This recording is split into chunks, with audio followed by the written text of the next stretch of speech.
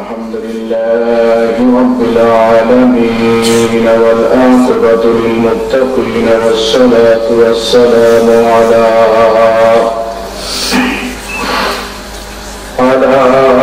رسوله محمد وعلى آله الطيبين الطاهرين المطهرين المهديين وأصحابه العظيم وأزواجه الكريم ونبينا وشفيعنا وحبيبنا ومرجانا ومولانا محمد رسول الله صلى الله تعالى عليه وسلم. أما بعد فأعوذ بالله من الشيطان الرجيم. بسم الله الرحمن الرحيم. يا أيها الذين آمنوا اتقوا الله وابتغوا إليه وسيلة وجاهدوا في سبيله لعلكم تفلحون. وقال أيضا كما قال تعالى: يا أيها الذين آمنوا اتقوا الله وكونوا مع الصادقين. وقال تعالى: ألا إن أولياء الله لا خوف عليهم ولا هم يحزنون الذين آمنوا وكانوا يتقون لهم البشرى في الحياة الدنيا وفي الآخرة لا تبديل لكلمات الله ذلك هو الفوز العظيم. صدق الله العظيم وصدق رسوله النبي الكريم. في شان نبينا مقبلا وعامرا إن الله وملائكته يصلون على النبي يا أيها الذين آمنوا صلوا عليه وسلموا تسليما. اللهم صل على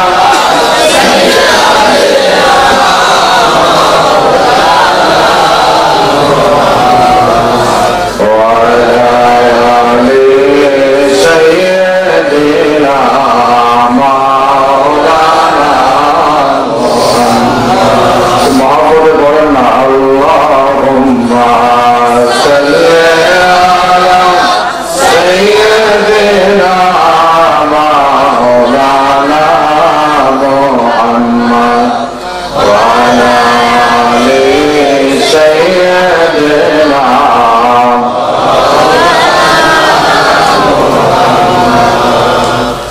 দুরূদ শরীফ যখন আপনারা পড়বেন খুব মনোযোগ সহকারে পড়বেন। দুরূদ শরীফ পড়ার জন্য অন্তরে মহব্বত লাগবে। আপনারা অনেকেই ধারণা করতেছেন বসে বসে যে আপনারা দুনিয়াতে আসছেন, কারো বয়স 50, কারো 60, কারো 70 হয়ে গেছে। আবার যারা যুবক আছে তাদের 30, 40, 45। আমারও বয়স প্রায় 46 পার হয়ে 47 চলতেছে। এই 46 বছর বয়সে বাংলাদেশের এমন কোন জেলা নাই সফর না করছি। দেশের বাহিরেও বিভিন্ন জায়গায় সফর করছি। সফরের মাধ্যমে আমার যতটুকু অনুভূতি হয়েছে, আমি যতটুকু বুঝতে পারছি, দুনিয়ার কেউ দুনিয়াতে বেশি দিন থাকতে পারবে না। আগে আর পরে একদিন না একদিন এই জগৎটা ছেড়ে অন্ধকার কবরে যাওয়া লাগবে। লাগবে না? লাগবে না? কি বলেন? লাগবে না? যাবেন, কবরে যাওয়ার পরে আপনাকে এভাবে ছেড়ে দিবে না। কবরের 3টা পরীক্ষা আছে।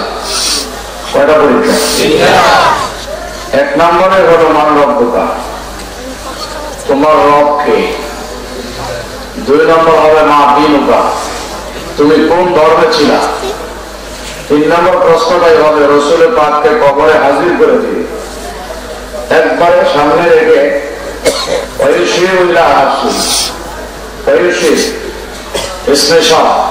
ইশারা দিয়া রসুলকে দেখাই দেওয়া হবে, হাজা রসুলিল্লাহ ইনিকে তোমার কবরে। এই ব্যক্তির সম্বন্ধে তুমি কি জানো, তোমার ধারণা কি রকম। 3টা প্রশ্ন যখন আপনাকে করবে, যদি বাবা উত্তর সঠিক দিতে পারেন তাইলে কপাল খোলা, ভালো। আর যদি উত্তরটা সঠিক দিতে না পারেন তাইলে মনে করেন যে কপাল পোড়া। পোড়াও কেমন পোড়া জানেন? যখন ওটা শুরু হইল তখন বুঝবেন, দুনিয়াতে বোঝা সাধ্য নেই। তখন বুঝবেন যে অবস্থাটা কি, যে আমার দুনিয়ার কি করা দরকার ছিল। তাইলে বোঝা গেল যে রসুলের পাকের সম্বন্ধে 3 নম্বর প্রশ্নটা আসবে, সেই রসুলের পাককে চিনা দরকার আছে না? কথা বলেন। কিন্তু রসুলকে চিনতে হলে এভাবে চিনা যাবে না। রসুলকে চিনতে হলে যত বেশি রসুলের মহব্বত থাকবে তত বেশি রসুল আপনার কাছে আসবে। আমি প্রায় 13 থেকে 14 বার মদিনা শরীফ গেছি। এই মদিনা শরীফে মদিনাতুল মুনাওয়ারা অর্থাৎ আমার রসুলের কারীম নবী মুস্তাফা যে জায়গাটায় শুয়ে আছেন, যে জায়গায় আমার হুজুর বিশ্রাম নিচ্ছেন, হুজুর কি জিন্দা নবী না মরা নবী? ফরিদপুরে ভাইরা বলেন না, জিন্দা না মরা? না, নবী মরে গেছে, জিন্দা নবী না? আমি হুজুরের রওজা শরীফ জিয়ারত করে গত বছর গিয়ে আসছি, আবার এইবারও এই মাসের 22 তারিখে যাবো মদিনাতে। তো রসুল পাক সাল্লাল্লাহু আলাইহি ওয়াসাল্লামের রওজার পাশে 5টা আয়াত লেখা আছে। কয়টা আয়াত? কোরআন শরীফের 5টা আয়াত রসুল পাকের রওজার পাশে লেখা আছে। আবার আমার রসুল পাকের 99টা নাম ওই মসজিদে নববীর মধ্যে লেখা আছে। তারপর 3টা হাদিস শরীফ আমার হুজুরের জবানের বাণী ওখানে লেখা আছে। আমি খুব নিরিখ ভাবে, খুব খাঁটি নজরে দেখলাম। দেখতে গিয়া একটা হাদিসের মুবারাকা আমার নজরে পড়লো, মসজিদে নববীতে লেখা, রিয়াদুল জান্নাত পাশে স্বর্ণের সাইনবোর্ড, এই সোনালি অক্ষরে লেখা। সেখানে দেখলাম স্বর্ণ কালার, গোল্ডেন কালার, লেখা আছে শাফাআতি লিআহাদিল কাবাইর মিন উম্মতি। এটা হলো আরবি, অনুবাদ করলে এরকম হয়, এ আমার উম্মতেরা, তোমার গুনাহ যত বড়, তোমার গুনাহ যত বড়, তোমার গুনাহ যত বড়, আমি নবীর শাফায়াত তার চেয়ে আরো অনেক বড়।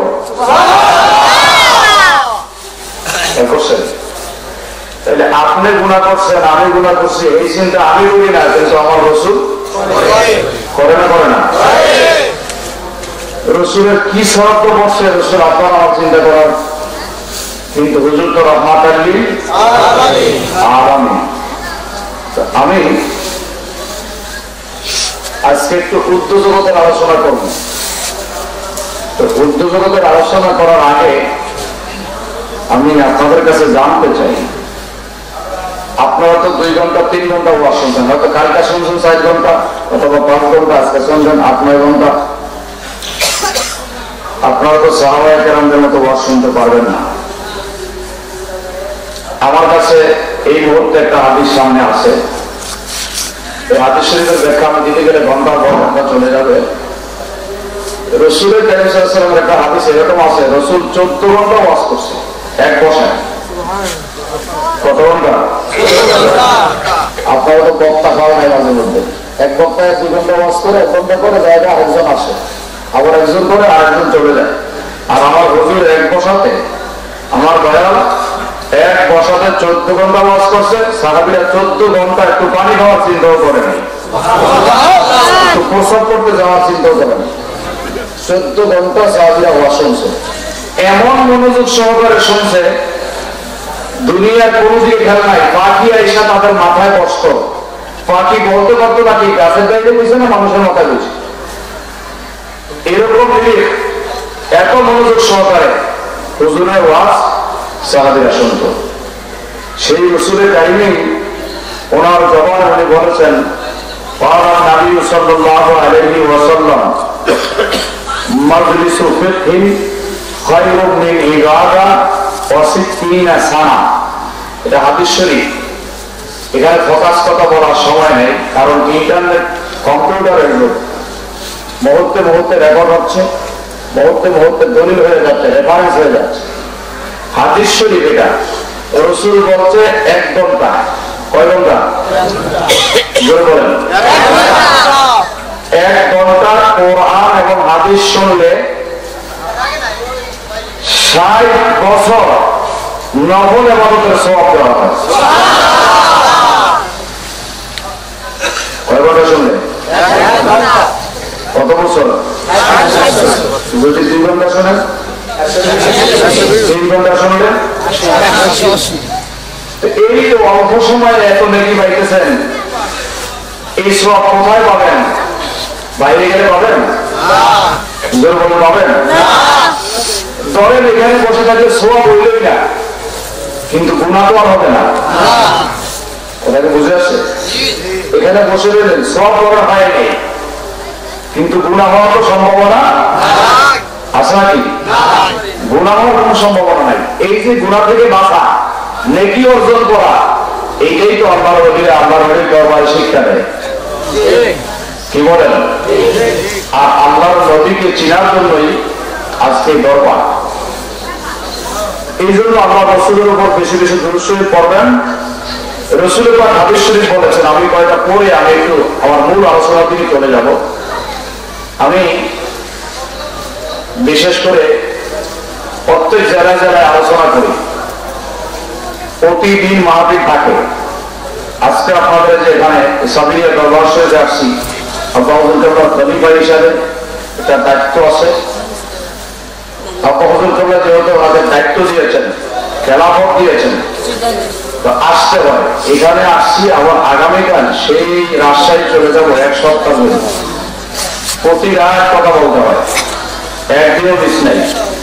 আপনার তো ওয়াজ শুনবেন আজকে মাত্র, নাইলে পুরা বছর লাগায় মনে করেন 26-27 দিন, তাহলে 1 মাস শুনবেন ঘরে যদি ধরেন। আর আমরা 365 দিনে 300 দিনে কথা বলা লাগে। আলোচনা একটার পর একটা করতেছি, আসতেছে দাওয়াত, আসতেছে, নিতেছি, আলোচনা করতেছি। তো আজকে আমি আপনাদের সামনে বসছি, আমি আশা করি যতক্ষণ থাকবেন এখানে 2 দিক থেকে সওয়াব পাবেন। একটা বললাম 1 ঘন্টা কোরআন হাদিস শুনলে শরীয়তের মাসালা, 1 ঘন্টা কোরআন হাদিস শুনলে 60 বছর নফল ইবাদতের সওয়াব। আরেকটা দিক হচ্ছে এক জামানা সাহাবাতে বা আউলিয়া বেহতের সাদে সাদে তোআত বেরিয়া। শরীয়তের মাসালা 1 ঘন্টা কোরআন হাদিস শুনলে 60 বছর ইবাদতের সওয়াব। আর মারিফতের মাসালা হচ্ছে আল্লাহর ওলির সঙ্গে 1 ঘন্টা না, 1টা সেকেন্ড বসে থাকলে 100 বছরের সওয়াব। একদিক থেকে শরীয়তের সওয়াব পাইতেছেন, আর একদিকে প্রতিটা মুহূর্তে মারিফতের নেকি পাইতেছেন। 2 দিক থেকে নেকি। আমি আশা করি শরীয়ত এবং মারিফতের ঘষাঘষিতে এই 2 নেকিতে আপনাদের কলব জিন্দা হয়ে ওলিয়াল্লাহ হয়ে যাবে। একটা কথা জায়গা রাখেন, আপনারা মনে করতেছেন আসছেন চলে গেলেন, না, এত খামখালি না। আনিল ইহসানি ওয়াল মারিফা, রাসূল বলছে শরীয়ত নিয়ে কবরে আসবে কিন্তু মারিফত নাই, তার অবস্থা কবরে বেশি ভালো হবে না। মারিফত ছাড়া শরীয়ত নিয়ে আসলে তার অবস্থা কবরে বেশি ভালো হবে না। আবার বলছে শরীয়ত বাদ দিয়ে মারিফত নিয়ে আসলেও অবস্থা বেশি ভালো হবে না। আর শরীয়ত এবং মারিফত এই দুইটাকে যারা সমন্বয় করে নিয়ে কবরে আসবে তাদেরকে আমি রাসূল নিজে সহায়তা করে জান্নাতে দেব। এখন শরীয়ত শিক্ষা করার জন্য জাহিরি শিক্ষক দরকার, মারিফত শিক্ষা করার জন্য বাতিনি শিক্ষক দরকার।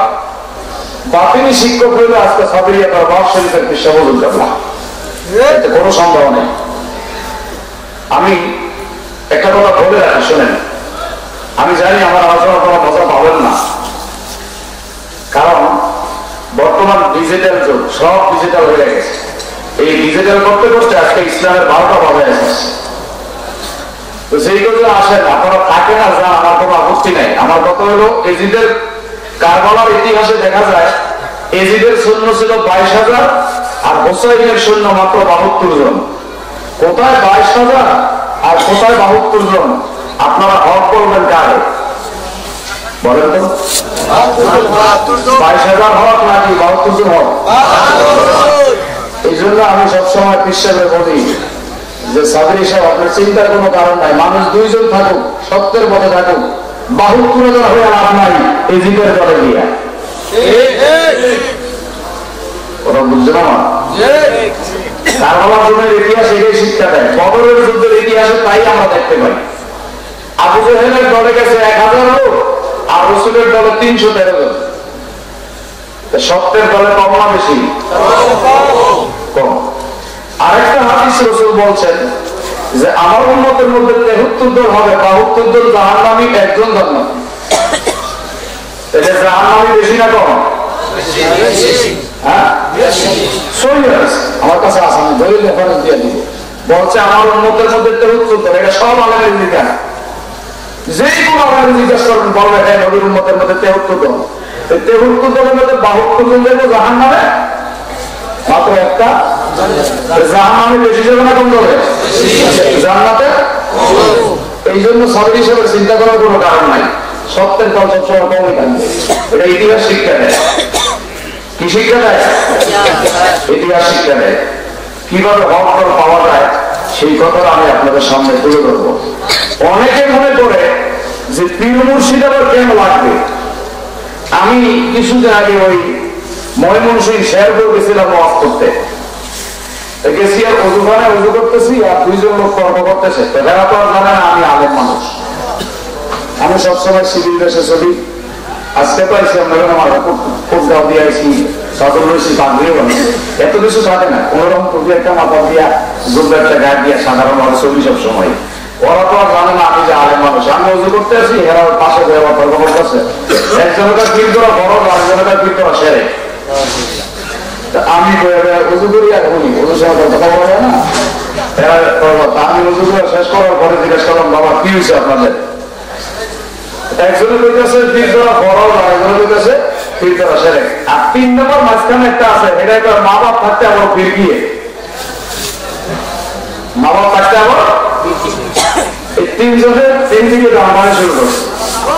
আমি জিজ্ঞেস করলাম, মা বাপ থাকতে তুমি স্কুলে গেছেন? গেছি। তো মা বাপ থাকতে স্কুলে গেছে তুমি? কারণ কি? মা বাবার কাছে লেখাপড়া করতাম, না বাবা মার্কেটে পারে নাকি?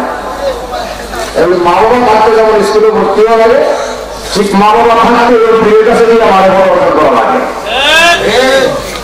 বুঝলেন? এই যুক্তি চলে ইসলামের মধ্যে। তো খেয়াল করেন, আমরা অসুস্থ হই না? এই অসুস্থ হইনি? আপনাদের দেশে মানুষ গরিব অসুস্থ হয় না কেউ? অসুস্থ হলে কই যান আপনারা? ডাক্তারের রোগ বলা করতে পারবো? ওরা বলে না, ডাক্তার পারবে? রোগ বলা করবে কেনা?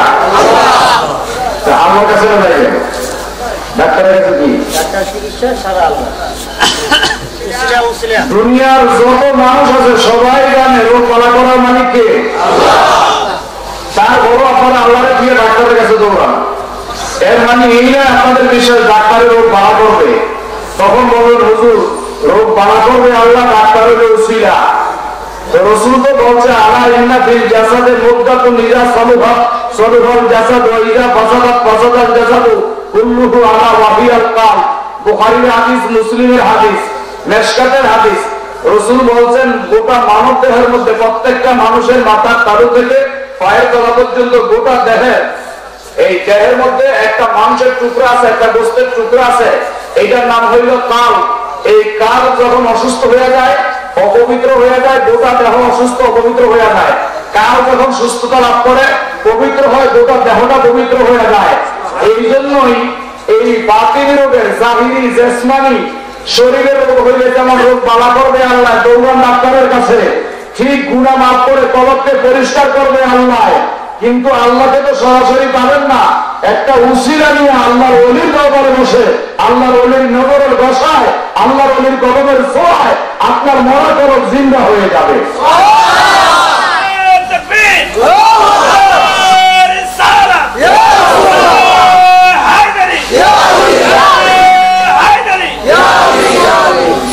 এই জন্য উলিয়ার দরবারে যাইতে হবে। যাওয়া লাগবে কি লাগবে না? কি বলে লাগবে কি লাগবে না? যারা বলে ওলি আল্লাহর দরবারে যাওয়া লাগবে না, হাদিস শরীফের ভাষ্য অনুযায়ী তারা মুনাফিক। তারা কি মুনাফিক? ওলি আল্লাহর দরবারে যাওয়া লাগবে না, বাধ্যতামূলক, এটা ফরজ আইন, যেতেই হবে। কারণ ওলি আল্লাহ ছাড়া আল্লাহ রাসূল পাওয়া সম্ভব না। জোরে বলেন, পাওয়া সম্ভব না। বলবেন হুজুর কার কার জন্য ওলির দরবারে যেতে হবে? 12 বছর বয়সে যেমন আপনার উপরে নামাজ ফরজ, 12 বছর বয়সে যেমন রোজা ফরজ, 12 বছর বয়সে যেমন শরীয়তের বিধান আপনার উপরে বিধান জারি হয়, ঠিক 12 বছর বয়সে আপনার উপরে মুরিদ হওয়া ফরজ। আল্লাহ কোরআনে বলছে 26 পারা, কত পারা? 26 পারা। দলিল খুঁজে পায় না, কোরআন আগে তো আমি দেখা যাবে 26 পারা সূরা ফাতিহা 10 নম্বর আয়াতে আল্লাহ বলছে ইন্নাল্লাযীনা ইউবাইউনাকা ইন্নামা ইউবাইউনাল্লাহু ইয়াদুল্লাহি ফাওকা আইদিহিম। আল্লাহ বলছেন, হে রাসূল, যারা আপনার হাতে মুরিদ হইল তারা যেন আমি আল্লাহর হাতে মুরিদ হইল। কারে বলছে? রাসূলকে বলতেছে আল্লাহ নিজে, হে রাসূল, যারা আপনার হাতে মুরিদ হইল, 26 পারা সূরা ফাতিহা 10 নম্বর আয়াত, ও নবী, যারা আপনার হাতে মুরিদ হইল তারা যেন আমি আল্লাহর হাতেই মুরিদ হইল। এবার আমার প্রশ্ন, রাসূল তো 63 বছর পৃথিবীর জমিনে ছিলেন, এখন তো বাহ্যিক ভাবে জাহিরি ভাবে নাই, বাতিনি ভাবে আছে, এখন রাসূলকে কিভাবে পাবেন? আমার রাসূল মুর্শিদের সুরতে জাহিরি ভাবে আছে। পীরের হাতে হাত দিলে রাসূলের হাতে হাত দেওয়া হয়, রাসূলের হাতে হাত দিলে আল্লাহর হাতে হাত দেওয়া হয়। অতএব পীরকে উসিলা করতে হবে, পীরের উসিলা দিয়ে রাসূলের কাছে মুরিদ হইয়া আল্লাহর হাতে হাত লাগায়া দিলে আল্লাহ বলে আমি তারে হেফাজত করে নিয়ে গেলাম। তাইলে মুরিদ হওয়া লাগবে কি লাগবে না? বলবেন হুজুর শুধু পুরুষরা মুরিদ হবে না, মহিলারাও হবে। পুরুষের মুরিদ হওয়ার কথা কোরআনের 26 পারা সূরা ফাতিহা 10 নম্বর আয়াতে যেমন ঘোষণা, ঠিক কোরআনের 28 পারায় সূরা মুমতাহানার মধ্যে গিয়ে আল্লাহ বলছে, ইয়া আইয়ুহান নাবিয়্যু ইযা জাআকাল মুমিনাতু ইযবায়ুনাকা। হে রাসূল, কোন মুমিন মহিলা যদি আপনার কাছে আসে খালি ফিরাইয়া দেন না, মহিলাদেরকেও আপনি মুরিদ করাইয়া দিয়েন। তাইলে বুঝা গেল পুরুষের যেমন মুরিদ হওয়া ফরজ, মহিলাদের জন্য যেমন মুরিদ হওয়া।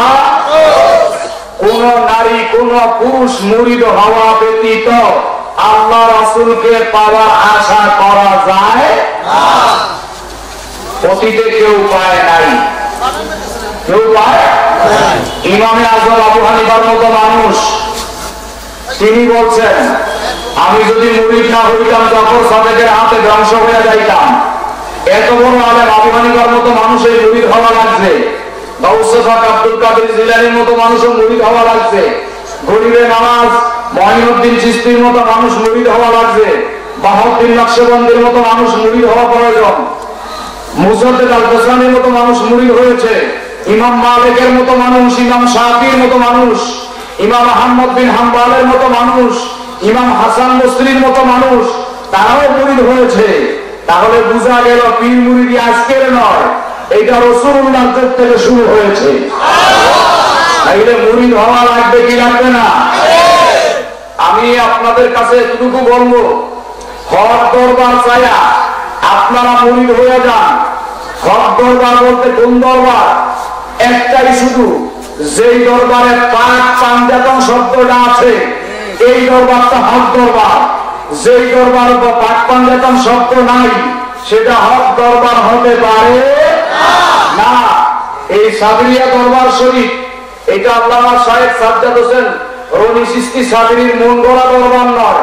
এটা উনি ওনার মুর্শিদ কেবলার পক্ষ থেকে শরীয়তপুর মাসুমিয়া দরবার শরীফের যিনি প্রতিষ্ঠাতা আল্লামা ইমাম আকা ফয়জে মাসুমি রহমাতুল্লাহ আলাইহি 7 বার মুরাকাবার হালতে আমার দয়াল নবীকে দেখাইয়া তারপরে বলছে, রনি তোমাকে আমি 11 তারিখে খেলাফত দিলাম। এই সাবিরিয়া তরিকা, এই চিশতিয়া সাবিরিয়া মাসুমিয়া, এই হক দরবার, এতে কোনো সন্দেহ নাই। আকা ফয়জে মাসুমি বলছেন, আমার এই দরবারের যত শাখা প্রশাখা আছে সব দরবারগুলোকে আমি ভালোবাসি, আমার রাসূল ভালোবাসে। যারা এই দরবারের বিরোধিতা করবে মৃত্যুর সময় তারা মুনাফিক হয়ে মারা যাবে। এইটা এমন একটা দরবার, এই দরবার সাধারণ দরবার নয়। তবে একটা কথা মনে রাখবেন, যদি পছন্দ হয় আসেন, কিন্তু বিরোধিতা করেন না। মান আদানি ওয়ালিয়ান ফাকাদ আযানতুহু বিল হার। আল্লাহ বলছে, যারা আমার বন্ধু, যারা আমার ওলি, এদের সাথে যারা দুশমনি করবে আমি আল্লাহ তাদের সাথে যুদ্ধের ঘোষণা দিব। আল্লাহর সাথে যুদ্ধ করে পারবেন? তাইলে মনে রাখবেন, উনি আপনার বিরুদ্ধে যেন না হয়। তাইলে যেই দরবারে মাঠ পাঞ্জাতন আছে সেই দরবার হক। জোরে বলেন, সেই দরবার কি? এই দরবারে মাঠ পাঞ্জাতন আছে না নাই? কি বলেন, আছে না নাই? মাঠ পাঞ্জাতন কি সেটা একটু আমি বুঝাই আপনাদের। শুনুন, এই বুঝানোর জন্য একটু উপরে যাইতে হয়, এই জন্য একটু উপরে যাই। মাঠ পাঞ্জাতন কি জিনিস? 3টা হাদিস আমি আগে বলি। আল্লাহু আহাদুন ওয়া লাম ইয়াকুন মা'হু শাই। আল্লাহই আল্লাহ, আর কিছুই নাই। কান আল্লাহু ওয়া লাম ইয়াকুন মা'হু শাই। আল্লাহই আল্লাহ, আর কিছুই নাই। কুনতু কানজান মাখফিয়ান ফাহাবাতু আন উরাফা ফাখালাকতু ফালকান ফাসাম্মাইতুহু মুহাম্মাদান সাল্লাল্লাহু আলাইহি ওয়াসাল্লাম। আল্লাহ বলতেছেন, আসমান নাই, জমিন নাই, চন্দ্র নাই, সূর্য নাই, বেহেশত নাই, দোজখ নাই, নাই নাই নাই নাই, কিচ্ছু যখন নাই, আমি আল্লাহ একা। আমি আল্লাহ কি? জোরে বলেন, আল্লাহ বলে আমি একা। আল্লাহ বলেন কুনতু। কুনতু মানে ছিলাম, কানজান মানে খনি, মাখফিয়ান মানে গোপনের গোপন। আল্লাহ বলে আমি ছিলাম গোপন খনি। আমার মনে চাইল আন ও রেফা, আসমান নাই, সৃষ্টি জগতের কিছুই নাই। আমার নবীকে আল্লাহ প্রকাশ করেন নাই। আল্লাহ পাক একা একা। আল্লাহ বলে আমি গোপন খনি। আমার মন চাইল আমি নিজকে প্রকাশ করব, নিজকে প্রকাশ করতে যায় আমি আমার গোপন খনির মধ্যে প্রেমের সাগরে ডুব দিলাম। গোপন খনির প্রেমের সাগরে ডুব দিয়া আল্লাহ পাক 19,38,33,420 দিন পর্যন্ত এই প্রেমের সাগরের মধ্যে ডুবাইছে। ডুবাইতে ডুবাইতে ডুব দিতে দিতে দিতে দিতে আমার রাহমাতুল লিল আলামিন নবী মুস্তাফাকে খুঁজা বাহির করেছে।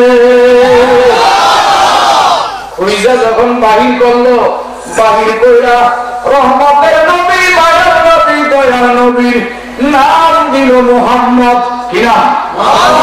জোরে বলেন, নামটা দিল মুহাম্মদ। এইবার আমার নবী আল্লাহর কুদরতের সামনে দাঁড়ায় গেছে। কুদরতের সামনে দাঁড়ায় গেছে।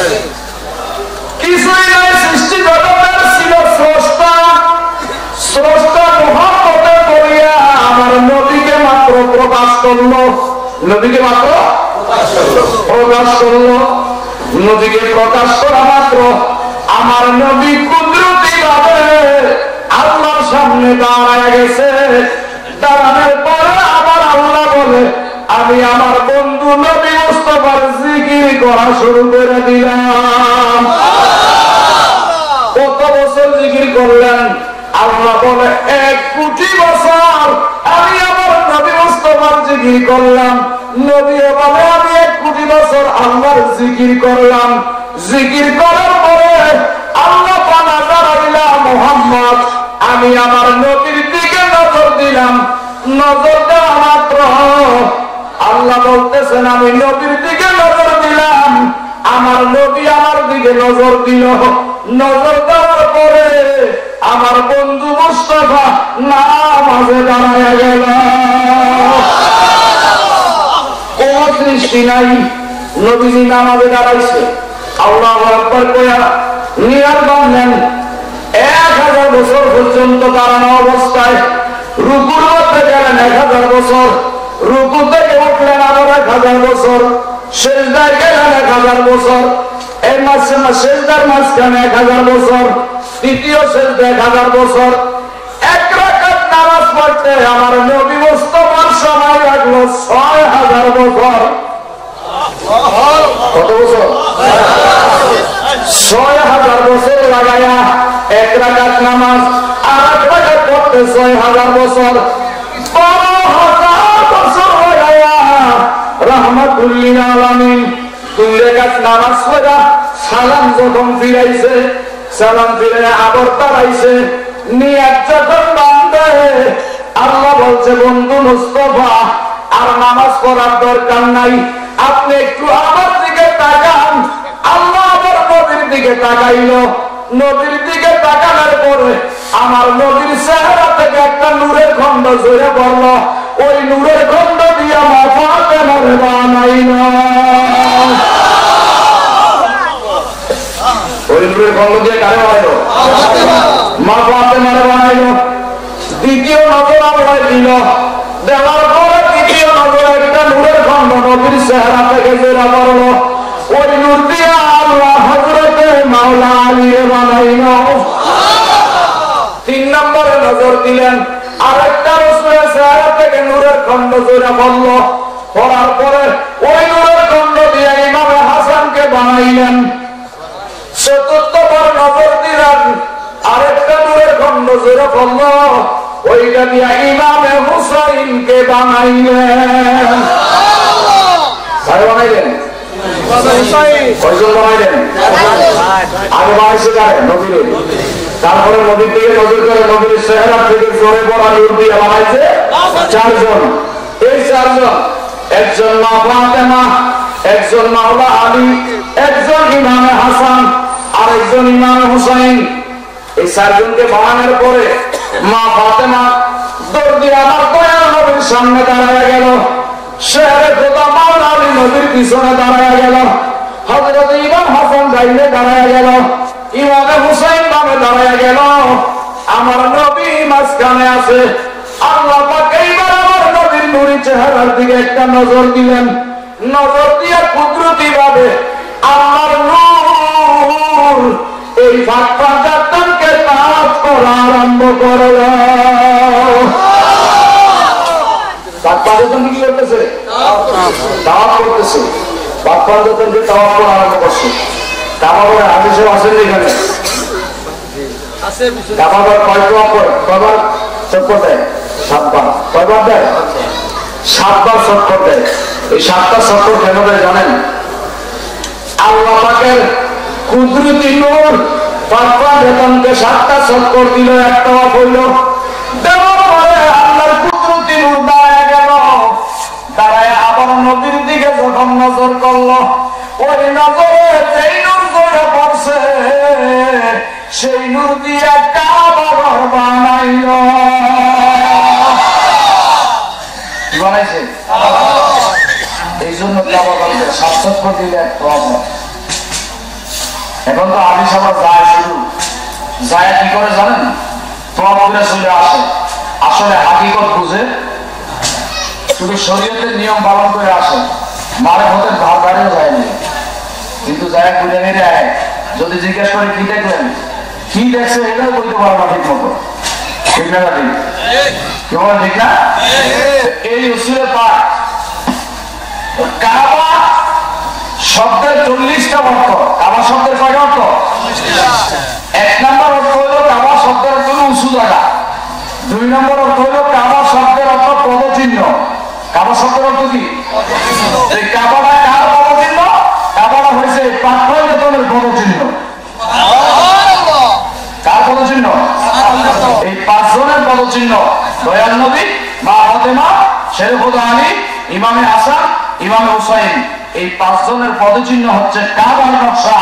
আর সেই কাবাকে ভালো লাগে, কিন্তু কাবার সম্মান করে, কিন্তু আমার পাকবানের সম্মান করে না, তাইলে বুঝতে হবে এরা মুনাফিক। এরা কি? জোরে বলেন, এরা কি? মুনাফিক। তাইলে নবীরে লাগবে কি লাগবে না?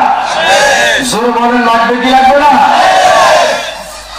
আবার আরেকটা কথা বলা যায়, আমি এই সাবরিয়া দরবার হক বলবেন, হুজুর আপনি কি পাবলিসিটি করার জন্য আসছেন? পাবলিসিটি করার জন্য আসি নাই। অর্থাৎ আব্বা হুজুর কেবলা যা বলে গেছেন, এখানে তাফসিরে মাসুমি আছে, তাফসিরে মাসুমি নিয়ে যায়। পৃথিবীর মধ্যে তাফসিরে মাসুমির মতো এরকম সুন্দর তাফসির পৃথিবীতে আর কোনো কেউ লেখা নেই। চ্যালেঞ্জ করার কথা, কেউ এরকম তাফসির লেখা নাই। ও যে ওখানে আসা দরবার শরীফে তাফসিরে মাসুমি দেখেন, এটা আমার মুর্শিদ কেবলা আব্বা হুজুর কেবলার লেখা তাফসিরে মাসুমি। এটা পড়ে দেখবেন যে ইলমে মারিফতের সাগরে কেমন ডুবন্ত অবস্থায় ছিলেন, কেমন ডুবন্ত অবস্থায় ছিলেন। ইলমে মারিফত আল্লাহুম্মা সাল্লি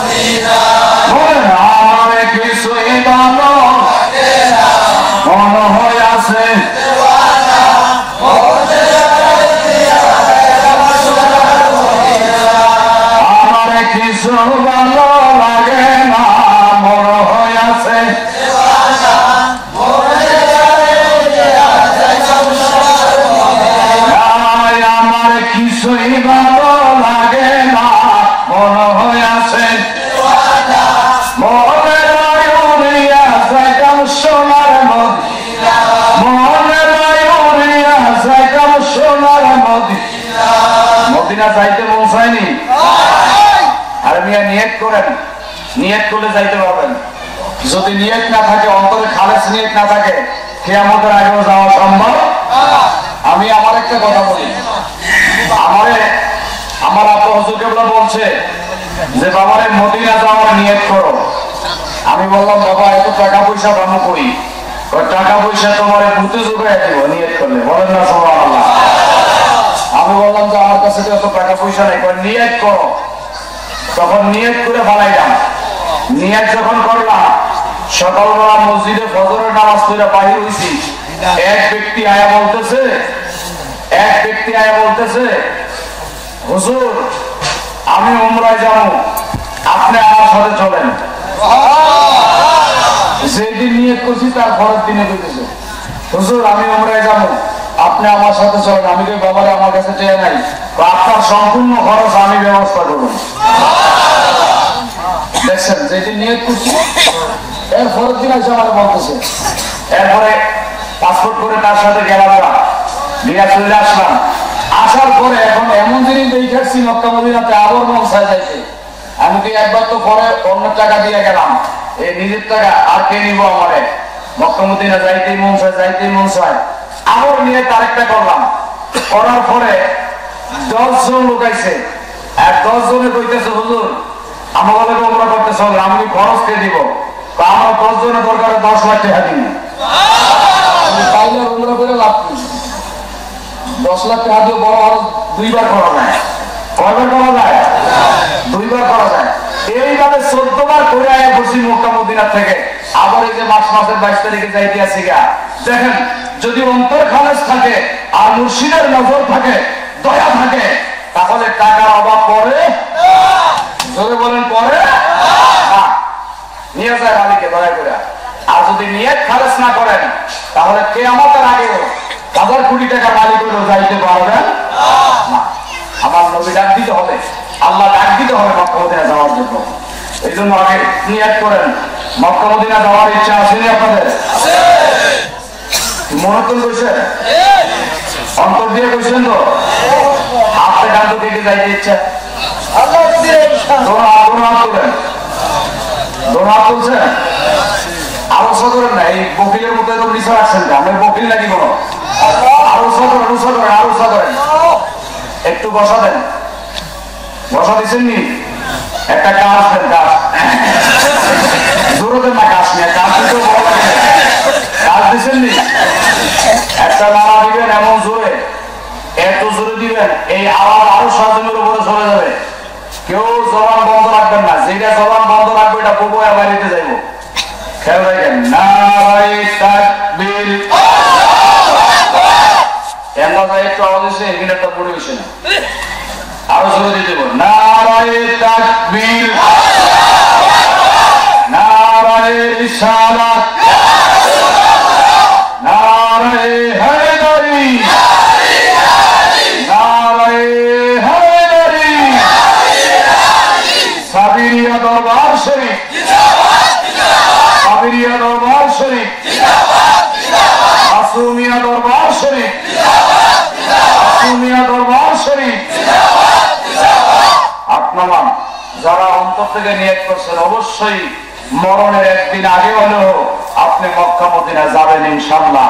আর সরাসরি না যাইতে পারলো ঘুমের ঘরে বারংবার আমার নবীর দিদার পাবেন। আমার নবী দেখা দিতে পারে কি পারে না?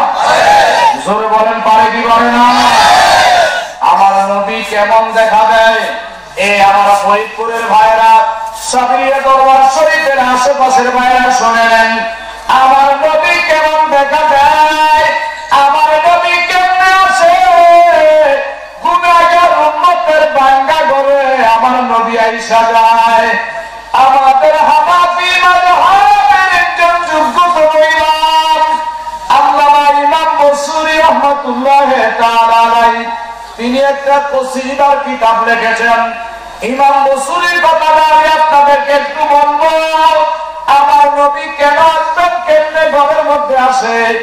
ইমাম বসরি রাহমাতুল্লাহ আলাইহি তিনি অসুস্থ হয়ে পড়লেন, এবং অসুস্থ হইলেন। দুনিয়ার ডাক্তার ফকির কবিরা সব শেষ হয়ে গেল, তিনি আর সুস্থ হয় না। এখন আর সুস্থ হওয়ার আশা ভরসা তার মধ্যে নাই, নৈরাশ হয়ে পড়েছে যে আর আমি দুনিয়াতে এমন ডাক্তার নাই আমাকে চিকিৎসা দিবে, এমন কোন হাকিম নাই, এমন কোন কবিরাজ নাই আমাকে চিকিৎসা দিতে পারে। কারণ আমি তো অসুস্থ হয়ে পড়েছি, আর বাঁচার কোনো আশা করা যায় না। প্যারালাইসড অবস্থায় ঘরের মধ্যে শুয়ে রয়েছে, আর চিন্তা করতেছে দুনিয়ার কেউ রক্ষা করতে পারে নাই। আল্লাহ তো রহমতুল্লাহ বলে ঘোষণা দিয়েছেন, আল্লাহর রহমত থেকে নৈরাশ না হওয়ার জন্য বলেছেন। আমি কেন আল্লাহর রহমত থেকে নৈরাশ হব, এই কথা বলে শুয়ে শুয়ে ডান হাতে কলম ধরলেন, খাতা নিয়ে সুন্দর করে বুকের উপরে রাখা আমার নবীর মহব্বতে আমার নবীর ভালোবাসা দিয়া একটা ডাক দিলেন, হুয়াল হাবিবুল্লাযী তুরজা শাফাআতুহু লিকুল্লি হাওলিন মিনাল আহওয়ালি কাহিনী এইভাবে কসিদা লিখতে লিখতে লিখতে লিখতে 200-250 পৃষ্ঠা আমার নবীর সামনে কসিদা লিখতেছেন, মানে গজল লিখতেছেন, নাতে রাসূল লিখতেছেন। লিখতে লিখতে ঘুমাইসা গেছে। ঘুমের মধ্যে লিখতেছে ইমাম বসরি তাকাইয়া দেখে আমার মদিনার নবী কামলিওয়ালা তার ঘরে হাজির হয়ে গেছে। তার ঘরের মধ্যে হাজির হয়ে গেছে। ঘরের মধ্যে হাজির হইয়া একটা জান্নাতের এরকম একটা চাদর ওই ইমাম বসরির গায়ে আমার নবী পরাইয়া দিলেন। পরাইয়া দিয়া বলতেছে, ইমাম বসরি তুমি যেই নাতে মোস্তফা, যেই নাতে রাসূল, যেই গজল তুমি লেখছ আমার একটু তুমি শোনাও। বলে না সুবহানাল্লাহ, আমার একটু শোনাও। ইমাম বসরি ঘুমের মধ্যে স্বপ্ন দেখে আমার নবীকে নাতে মোস্তফা কসিদা শরীফ পাঠ করে শোনাইলেন। শোনানোর পরে আমার রাসূল চলে গেছেন। সকালবেলা যখন ভোরবেলা ফজরের আজান হয়ে গেল, আজানের সময় ইমামে বসরি ঘুম ভেঙে গেল। ইমামে বসরি ঘুম ভাঙার পরে দেখতেছে শরীরের মধ্যে অনুভূতি শক্তি ছিল না। আজকে ঘুম ভাঙার পরে দেখতেছে ও শরীরটা সম্পূর্ণ পরিপূর্ণ সুস্থ হয়ে গেছে। ইমাম বসরি চিন্তা করতেছে, কিরে আমি তো অসুস্থ, দুনিয়ার ডাক্তার, দুনিয়ার কবিরাজ আমার রোগ তো ভালো করতে পারে নাই, কিন্তু কিভাবে আমি সুস্থ হয়ে গেলাম? রাতের বেলায় তো আমার রাসূল আমার ঘরে আসছেন। ইমাম বসরি আরেকটু অনুমতি নিয়ে খেয়াল করে দেখতেছেন রাসূল তার মাথায় হাত বুলিয়ে দিয়েছেন, তার মাথা থেকে জান্নাতের খুশবু পাওয়া যায়। এইটা শুধু দেখে তিনি টেনশন নাই, তিনি বলতেছেন স্বপ্ন যুগে আমার রাসূল আমার গায়ে যে চাদর পরে দিলেন, আমি সেই চাদরটা কই পাবো? তিনি পিছনের দিকে তাকায় দেখলেন, পিছনের দিক থেকে সেই রাসূলের স্বপ্নে দেওয়া চাদর সকালবেলা ইমাম বসরির গায়ের সাথে এখনো লাগা রয়েছে। স্বপ্নে দিলে, স্বপ্নে কিছু খাইলে পেট ভরে? স্বপ্নে বিয়া করলে বিয়া করা হয়? অথচ ইমাম বসরির স্বপ্নে চাদর দিছে, আর ঘুমের তলে উঠতে যায় আসাই চাদর তার গায়ে আছে। আমার রাসূলের দেওয়া চাদর বলেন না সুবহানাল্লাহ। তাইলে কি জন্য রাসূলকে পাইলেন? তাইলে রাসূল ইমাম বসরির ঘরে আসলো, সেই রাসূল এই ফরিদপুরে আসতে পারে না? এই ডুমরাকান্দে আসতে পারে না? এই ক্ষমতা রাসূলের নাই? বলবেন হুজুর কেমনে আছে? একটু উপরে নিয়ে যাই, শোনেন রাসূলের খবরটা শোনেন। আমার রাসূল কেমন রাসূল? যেই রাসূলকে এক শ্রেণীর আলেম আমি তাদের সাথে চ্যালেঞ্জ করব, তারা যদি একটা শব্দ কোরআনে দেখাইতে পারে, একটা হাদিস সাবত করতে পারে, কোরআনের একটা আয়াত দেখাইতে পারে, নবী মাটির মানুষ, আমাদের মতো সাধারণ মানুষ এরকম একটা আয়াত 6666 আয়াতের মধ্যে একটা শব্দ যদি দেখাইতে পারে, আপনাদের টাকা দেওয়া লাগবে না। আমি অদম গুনাহগার এই সাবিরিয়া দরবার শরীফে ওয়াদা করে গেলাম, যদি একটা আয়াত অথবা একটা শব্দ দেখাইতে পারে আমার নবী মাটির মানুষ, আমার নবী আমাদের মতো সাধারণ মানুষ, তাইলে তাকে 10 লক্ষ টাকা আমি পুরস্কার দিব।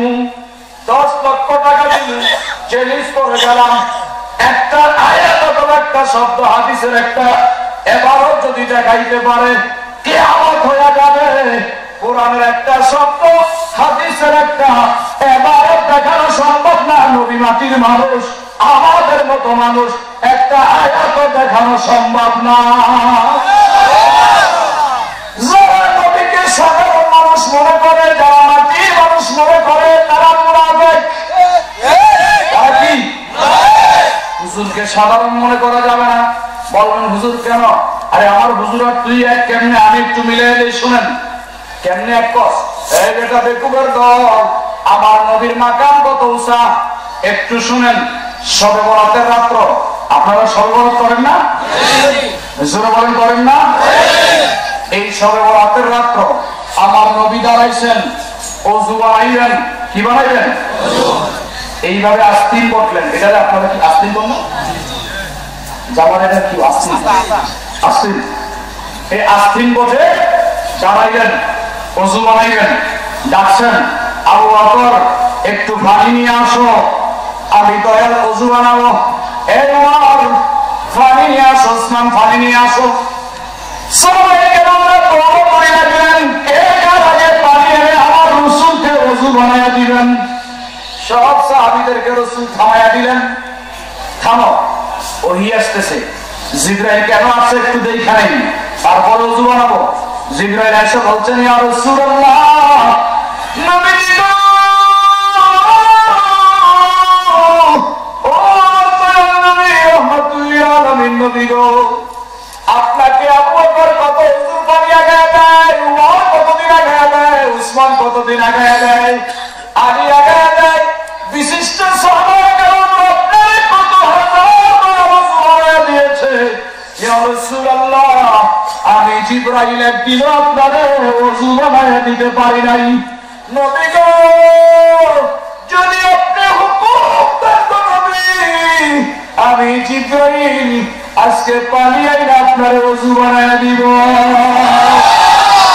আমার নবী বলছে, জিবরাইলে পারবি কিনা?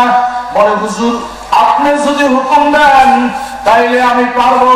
আমার নবী বলছেন, এ জিবরাইল, এই যে মসজিদে নববীর দরজায় এই আমার লোটা অবস্থা দেখা যায়, এই লোটা নিয়ে যাও, পানি নিয়ে আসো। লোটা নিয়ে বীর উসমানের মধ্যে গেলেন, সেইখানে পানি পায় নাই। পানি না পায় জিবরাইল চলে গেলেন এক কুড়াল দিয়ে মক্কাতুল মুকাররমায় জমজমের কূপে গিয়ে তিনি পানি তালাশ করলেন, সেইখানে পানি পায় নাই। নীলদরিয়া চলে গেলেন, গিয়ে দেখলেন নীলদরিয়া শুকায় একবারে তলা ফেটে গেছে, সেখানেও পানি পায় নাই। আরব সাগরে চলে গেছে, ওরাতের তীর, আটলান্টিক মহাসাগর, উপসাগর যত আছে সব ঘুরলেন, জিবরাইল পানি পায় নাই। জিবরাইল বলতেছে, আল্লাহ, আবু বকরের মতো সাহাবী রাসূলের পাককে ওযু বানায়া দিতেন, উমরের মতো সাহাবী ওযু বানায়া দিতেন, উসমানের মতো সাহাবী ওযু বানায়া দিতেন, আজকে কেন পানি আমি পাই না? ও আল্লাহ, এমন কি অপরাধ হয়ে গেল?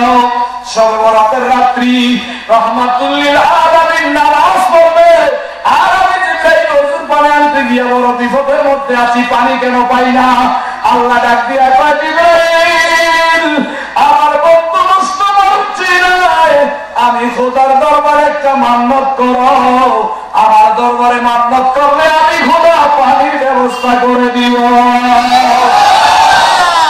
জিবরাইল ওইখানে দাঁড়াই বললেন, ওগো রব্বে কায়নাত, ওগো মাবুদ আল্লাহ তাআলা, আমি মান্নত করলাম আমার দয়াল নবীকে ওযু বানায়া দিব, যদি পানির ব্যবস্থা হয়ে যায় আমি তুমি খোদার নামে একটা কুরবানি দিব। আল্লাহ ডাক দিয়ে কয়, জিবরাইল, মান্নত যত করেছো তোমার মানতকে আমি কবুল করলাম, জমজমের মধ্যে যাও, সেইখানে গিয়ে আগে পানি নিয়ে আসো। জিবরাইল বলে, আল্লাহ গো, আগে তো একবার গেছি, এখন যাও, আগে তো গেছো, এখন আবার যাও। জিবরাইল একটা দৌড় দিলেন, জমজমের মধ্যে গেলেন, গিয়ে দেখলেন সেইখানে পানি নাই। জিবরাইল জমজম কূপের মধ্যে নামলেন, নামার পরে দেখতেছে জমজমের উত্তর পশ্চিম কর্নারের মধ্যে একটা দরজা দেখা যায়। জিবরাইল বলে, খোদার কসম রে, জীবনে জমজমের মধ্যে কোনো দরজা দেখি নাই, আজকে আমার জীবনে ফার্স্ট পহেলাই দরজা দেখলাম। জমজমের মধ্যে দরজা আছে বলে আমার জানা নাই। আমি যখন দরজা দেখলাম, দরজার কিনারে গিয়ে দাঁড়াইলাম, আল্লাহ বলল, জিবরাইল, দরজার মধ্যে টোকা দাও।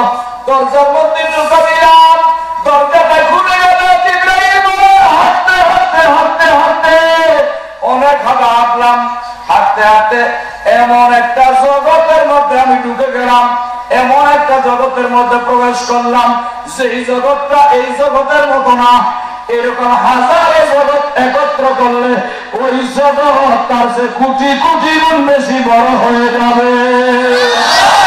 এমন একটা জগতের মধ্যে আমি প্রবেশ করলাম, প্রবেশ করে ওই জগতের একটা মাঠ দেখলাম, এই মাঠের এক কিনারের মধ্যে একটা নূরের ঘর দেখলাম, নূরের ঘরে রুম আছে, এক একটা রুম 10টা পৃথিবীর সমান। আমি 12 নম্বর রুমের মধ্যে গেলাম, সেই গিয়ে দেখলাম একটা লোক কালো রঙের চাদর গায়ে দিয়ে দাঁড়ায় আছে, আর একটা লোক কালো রঙের চাদর গায়ে দিয়ে বসে আছে, আর একটা লোককে যেন চেহারা দেখা যায় না, কালো একটা কম্বল গায়ে দিয়ে শুয়ে আছে। আমি জিবরাইল বারণ করলাম, আইরে রাহমাতুল্লিল আলামিন রাসূল আলাইহি পানি খুঁজে পাইতেছি না, কি রহস্য জগৎ দেখতেছি। জিবরাইল বলে আমি ঢুকলাম, দুইটা যখন পানি না পাইলাম, পানি না পাওয়ার কারণে আমি কম্বলটা দেখতে লাগলাম, কম্বলটা আলোক করতে লাগলাম। কম্বলটা যখন উপরের দিকে আলোক করলাম, দেখলাম নুরানি একটা হাত দেখা যায়। ওই হাতটা দেখা দেখলাম হাতের কনিষ্ঠ আঙ্গুল থেকে টপটপ করে পানি পড়ে। জিবরাইল বলে আমি লোটাটা নিয়ে গেলাম, লোটা নিয়ে হাতের নিচে দিলাম, 120 ফোঁটা পানি আমার লোটা ভরে গেল। আমি পানি নিয়ে আসবার আগে কম্বলটা উঠে চেহারাটা দেখলাম, চলে এসে আয়েশা দেখতেছে আমার নবী দাঁড়ায় আছে। আস্তে মোবারক বইটা হুজুরকে ওযু বানায় দিলেন, ওযু বানায় নবী মসজিদে ঢুকবেন, এমন অবস্থা জিবরাইল বলে ইয়া রাসূলুল্লাহ, নবী গো একটু গোপন কথা আর বলবেন কি? বলে কি গোপন কথা রে জিবরাইল? বলতেছে নবী গো আমি জীবনে আপনারে ওযু করাইতে পারি নাই, আজকে প্রথমবারের মতো আপনারে ওযু করাইতে গিয়া কত বিপদে পড়ছিল নবী। একটা কুরবানি দিয়া পানির সন্ধান পাইলাম, আমি তো আপনারে রাইখা গেলাম মদিনায়। কত জগৎ গুইরা আলমে লাহুতের মধ্যে দুইটা, একটা নূরের ঘর, ওইটার 12 নম্বর রুমের মধ্যে আমি তো আপনাকে রাইখা গেলাম মদিনায়, কিন্তু ওই নূরের ঘরের 12 নম্বর রুমে আপনি মদিনার নবী ঘুমাইতেছেন। নবী আপনাকে রাখলাম মদিনায়, এখন দেখলাম আপনি এখানে ঘুমাইতেছেন, বলেন না সুবহান। তাইলে আমার নবী একজন মদিনায় আছে, আলমে লাহুতের মধ্যে আছে, সেই রাহমাতুল্লিল আলামিন মদিনা থেকে এই ফরিদপুরের ডুমরা কান্দি আসতে পারে কি পারে না? বলেন পারে কি পারে না? এই ক্ষমতা আমার নবী আছে না নাই? কে দিয়েছেন? জোরে কে দিয়েছেন? আরে নবী আসতে পারে কেমনে শুনেন। এই ওয়াজটা মনে হয় গত বছর আমি আপনাদের সামনে করছিলাম, কিন্তু আজকে একটু করে যাই, ইমানটা মজবুত হয়ে যাবে। রাসূল বলছেন তোমরা একটা ওয়াজ একাধিকবার শুনো, যত সম্ভব যত বেশি কোরআন হাদিসের আলোচনা শুনবে, তত ঈমান তোমার মজবুত হয়ে যাবে। জিবরাইল একদিন রাসূল পাকের দরবারে আসছিলেন, আয়েশা বলছিলেন ইয়া রাসূলুল্লাহ, নবী গো আমি আদম নবীর কাছে গেলাম, ঈসা নবী, মুসা নবী, ইব্রাহিম নবী, নূহ নবী, এমন কোন নবী নাই আমি যাই নাই, সব নবীর কাছে আমি গেছি, কিন্তু কোন নবীর কাছে গেলে আল্লাহ দেখার স্বাদ আমার অন্তরে জাগে নাই। নবী গো আমি যখন আপনার কাছে আসি, তখন আপনাকে দেখলে আমার আল্লাহ দেখার স্বাদ জাগে। নবীকে দেখলে আল্লাহ দেখার, বলেন না নবীকে দেখলে আল্লাহ দেখার স্বাদ জাগে। নবীর দেখলে তো স্বাদ জাগবেই। আশেক বলছে মোহাম্মদ খোদা নেহি মগর খোদা সে জুদা নেহি। মোহাম্মদ খোদা না, খোদার থেকে জুদাও জুদা নাকি? মোহাম্মদ খোদা না, খোদার থেকে জুদা না, তো কে? ওই যে দেখেন লেখা আছে আহার আহম্মদের মাঝে মিমে দেবদান, সাধনা করে দেখো কে কার প্রমাণ। সুবহানাল্লাহ বলেন। আহাদ এবং আহম্মদ এটার একটা গোপন ভেদ আছে, আছে না নাই? জোরে বলেন আছে না নাই? জিবরাইল বলছে নবী গো আপনার দরবারে আসলে শুধু আল্লাহকে দেখতে মনে চায়, আপনি কি একটু নূরানি নজর দিবেন, আমি আল্লাহকে একটু দেখে আসবো। তখন আমার নবী একটা পাগড়ি বাঁধতেছেন। কি বাঁধতেছেন? পাগড়ি বাঁধতেছেন। আমার নবী বলতেছেন, জিবরাইল রে, যদি আল্লাহকে দেখতে চাও তাহলে আর দেরি করো না, ইনদা সিদরাতিল মুনতাহা, তাড়াতাড়ি করে চলে যাও, তুমি আল্লাহকে দেখে আসো। জিবরাইল বলে, নবী বলা মাত্র আমি চলে গেলাম ইনদা সিদরাতিল মুনতাহা, উপরের দিকে নজর করলাম, আমি দেখলাম আমার নবীর কামলিওয়ালা লামাকানে দাঁড়ায় আছে। জিবরাইল চলে আসেন, আয়েশা বলতেছে, ইয়া রাসূলুল্লাহ, আমার নবী কয়, এ জিবরাইল, খোদাকে দেখছো? হুজুর দেখছি বটে, কিন্তু আগে যারা দেখছি ওইখানে তারাই দেখছি। আমার নবী কয়, জিবরাইল, তুমি কি জানো না, মাওলা আমি ফাকাদাল হাক্কা, যে ব্যক্তি আমি নবী মুস্তাফাকে দেখলো সে যেন আমার খোদারে দেখলো। তুমি কি জানো না, আল্লাহ বেরাতুল্লাহ, আমি আল্লাহ দেখার আয়না, আমার দিকে তাকাইলে আল্লাহরে দেখা যায়। হযরত আমির খুসরো রহমাতুল্লাহ আলাইহি বলছে, যে মুর্শিদকে দেখলো সে যেন মনে না করে মুর্শিদকে দেখছে। মুর্শিদকে দেখা বাবা, নবী মুস্তাফাকে দেখা, নবীকে দেখা বাবা না, আমার আল্লাহকে দেখা হয়ে গেল।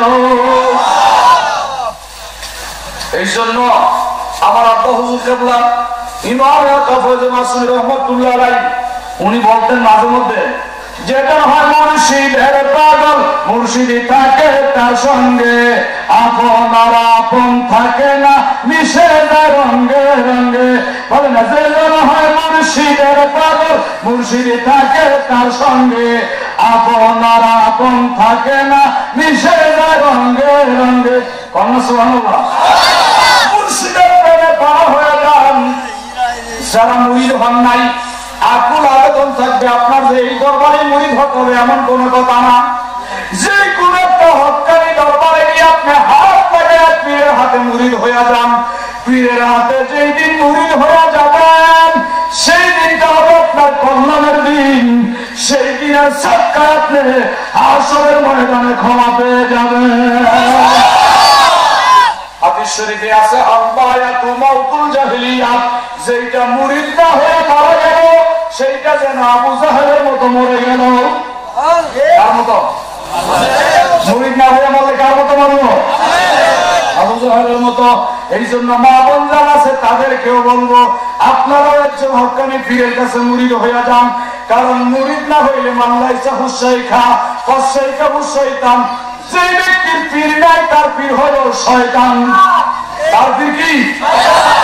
আজীবন নামাজ পড়তে থাকবেন, রোজা রাখতে থাকবেন, হজ করতে থাকবেন, যাকাত দিতে থাকবেন, কিয়ামত পর্যন্ত যদি হায়াত পান কিয়ামত পর্যন্ত করতে থাকবেন নামাজ, রোজা, হজ, যাকাত করতে করতে কপালে চাঁদের মতো দাগ লাগায় ভালাইবেন।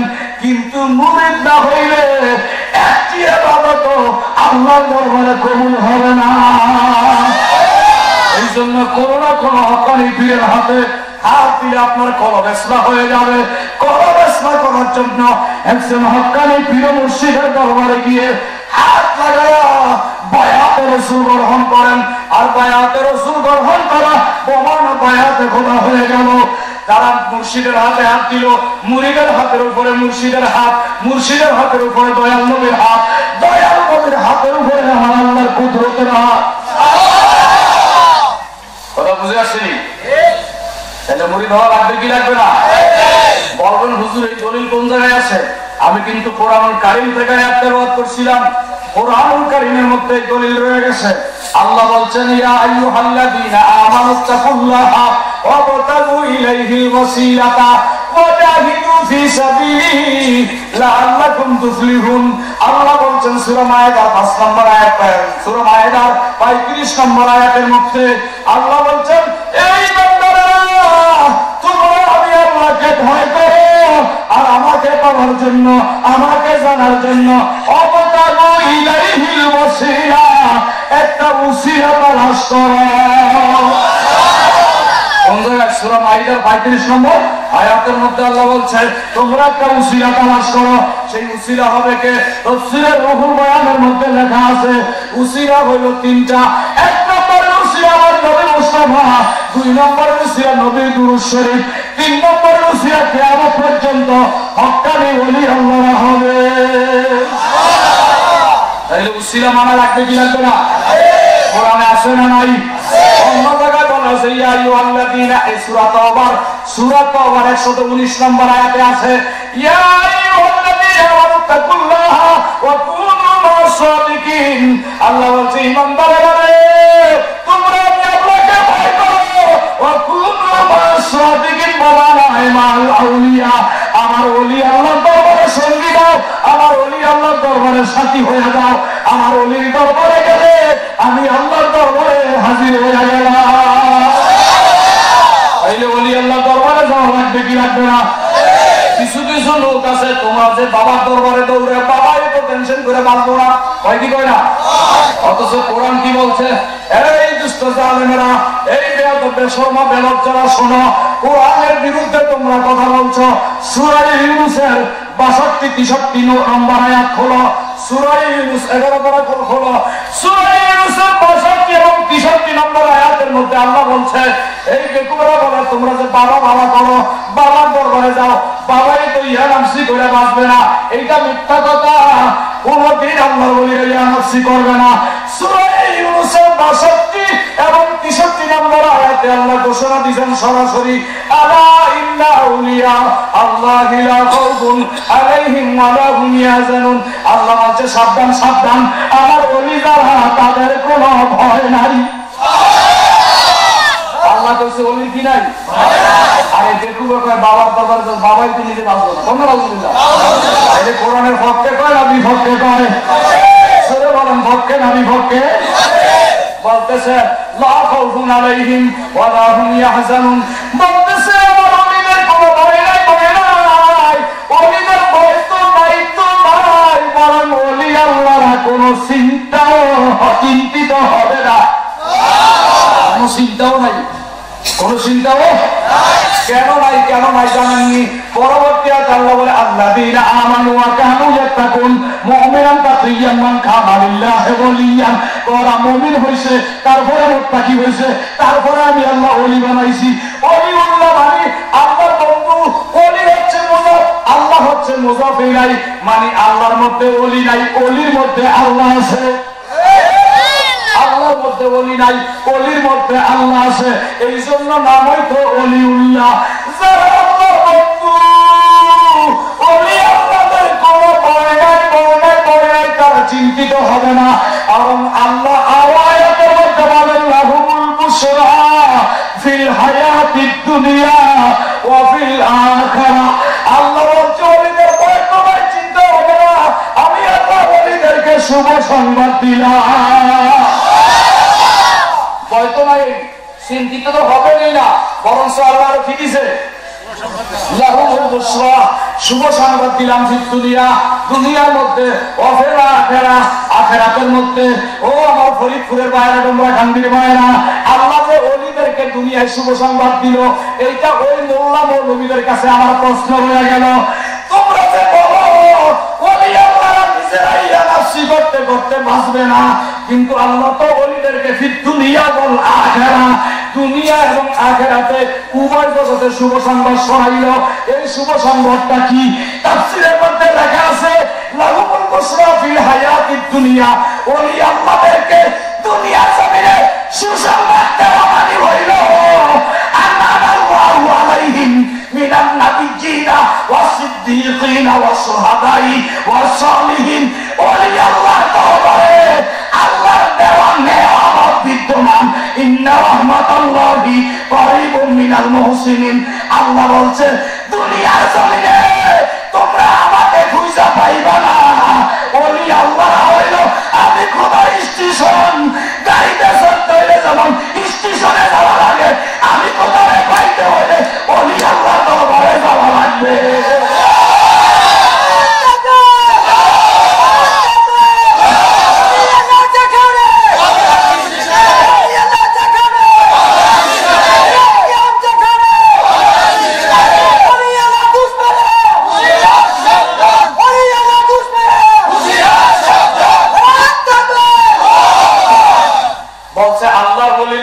যাওয়া লাগবে, কারণ ওলি লাহুমুল বুশরা ফিল হায়াতি দুনিয়া, ওলি আল্লাহদেরকে দুনিয়ায় শুভ সংবাদ দিছে, তুমি আল্লাহর কাছে যা চাইবা এইটা ওলি আল্লাহর দরবারে গেলে পাইবা।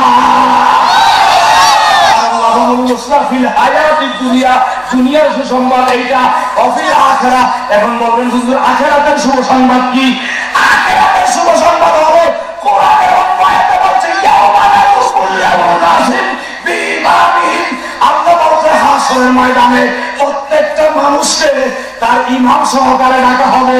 ইমাম মানে কি? তাফসীরের মধ্যে লিখতেছেন ইমাম মানে হলো যে যেই পীরের মুরিদ হইছে, যারা আব্দুল কাদের জিলানীর মুরিদ তাদেরকে বলা হয় হে আব্দুল কাদেরের মুরিদেরা, হে মঈনুদ্দিন চিশতির মুরিদেরা, হে খাজা বাহাউদ্দিন নকশবন্দির মুরিদেরা, হে মুজাদ্দিদ আল-ফিসানির মুরিদেরা, ও নিজামউদ্দিন আউলিয়ার মুরিদেরা, হে শাহজালাল শাহপুরানের মুরিদেরা, হে আকাবায় মাসুমের মুরিদেরা, হে সাজ্জাদ হোসেন ওলি চিশতির মুরিদেরা, প্রত্যেকের মুর্শিদের নাম ধরে ধরে মুরিদকে আহ্বান করা হবে।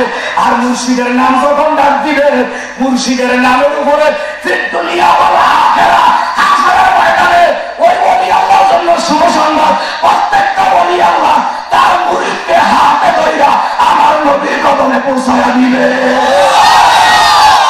আমার নবীর কদমে পৌঁছায়া দিবে। এটা দুনিয়ার শুভ সংবাদ এবং আখিরাতের শুভ সংবাদ। ওলি আল্লাহরা পৌঁছায়া দিবে দেরি আমার নবীর দেখা প্রত্যেকটা আশিক পাগল হয়ে যাবে।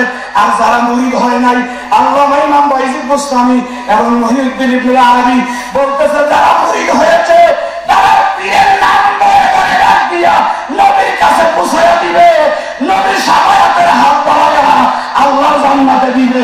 আর যারা মুরিদ হয় নাই রে তাদেরকে শয়তানের মুরিদ বলে ডাক দেওয়া হবে। এখন হাসরের ময়দানে যদি শয়তানের মুরিদ বলে ডাক দেয় তাইলে কখন ভালো না খারাপ? কি বলেন? তাইলে মুরিদ হওয়া লাগবে কি লাগবে না? হুজুর মুরিদ হওয়ার কয়টা দলিল আছে? কোরআন শরীফে আল্লাহ ওলির কাছে যাওয়া, আল্লাহ ওলির কাছে মুরিদ হওয়া 350 আয়াত আছে। 350 আয়াতে বলছে আল্লাহর ওলির দরবারে মুরিদ হওয়া লাগবে, আল্লাহর ওলিদের দরবারে যাওয়া লাগবে। কোরআনের এক জায়গায় আল্লাহ বলছে ফাদখুলি ফি ইবাদি ওয়াদখুলি জান্নাতি, আল্লাহ বলছে ফাদখুলি ফি ইবাদি, তোমরা আমার বান্দার সাথে যুক্ত হয়ে যাও। এই বান্দা কিন্তু সাধারণ বান্দা না, ফাদখুলি ফি ইবাদি এইটা আল্লাহর প্রিয় মাহবুব বান্দা হবে, ওলি আল্লাহ বান্দা হবে। বলছে তোমরা আমার ওলি আল্লাহর সঙ্গে যুক্ত হয়া ওলি আল্লাহর হাত ধরে আমি আল্লাহর জান্নাতে ঢুকো। তাহলে ওলি আল্লাহর হাত ছাড়া আল্লাহর জান্নাতে যাওয়া যাবে? আল্লাহ অন্য জায়গায় বলেন ইন্নাল আবরারা লাফি নাঈম, ওই আবরার ওলি আল্লাহর একটা ক্লাস বলতেছে যারা ওলি আল্লাহ হবে আবরার ক্লাসের হবে তারা জান্নাতে নাঈমের মধ্যে থাকবে। আর ওলি আল্লাহর মুরিদেরাও ওলি আল্লাহর কদম ধরে জান্নাতে নাঈমের মধ্যে থাকবে। তাইলে কি বুঝলেন? ওলি আল্লাহ লাগবে কি লাগবে না? মুরিদ হওয়া লাগবে কি লাগবে না? সেই সমস্ত খান্নাসেরা বলে মুরিদ হওয়া লাগবে না। এই খান্নাসকে বলেন একটু বসার জন্য, একটু বসার জন্য বলেন। যদি মুরিদ হওয়া নাই লাগবে আমরাও পীর মুরিদি ছাইরা দিয়া কাটো কাতারে শামিল হব, কিন্তু একটা বারের জন্য কোরআন হাদিস নিয়ে বসেন। আগে দেখেন মুরিদ হওয়া লাগবে কি লাগবে না? জোরে বলেন লাগবে কি লাগবে না? আমার ভাইরা, এই দরবারের মধ্যে চিশতিয়া সাবরিয়া তরিকা ওজিফা করা হয়। কোন তরিকা? শুনে বলেন না। অনেকে বলে বলতে পারে না যে এই আবার কেমন জিবি, বলতে পারে কি বলে না? এই পারে কি বলে না? আর এই গাদার দলেরা হাজী আমদাদুল্লাহ মহাজির মক্কি রহমাতুল্লাহ আলাইহি একটা দুইটা কিতাব লেখে নাই।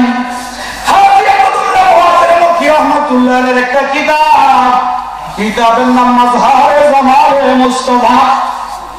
কার কিতাব? হাজী আমদাদুল্লাহ মহাজির মক্কি রহমাতুল্লাহ আলাইহি ওনার লিখিত কিতাব, নিজের হাতে লিখিত মাজহারে জামালে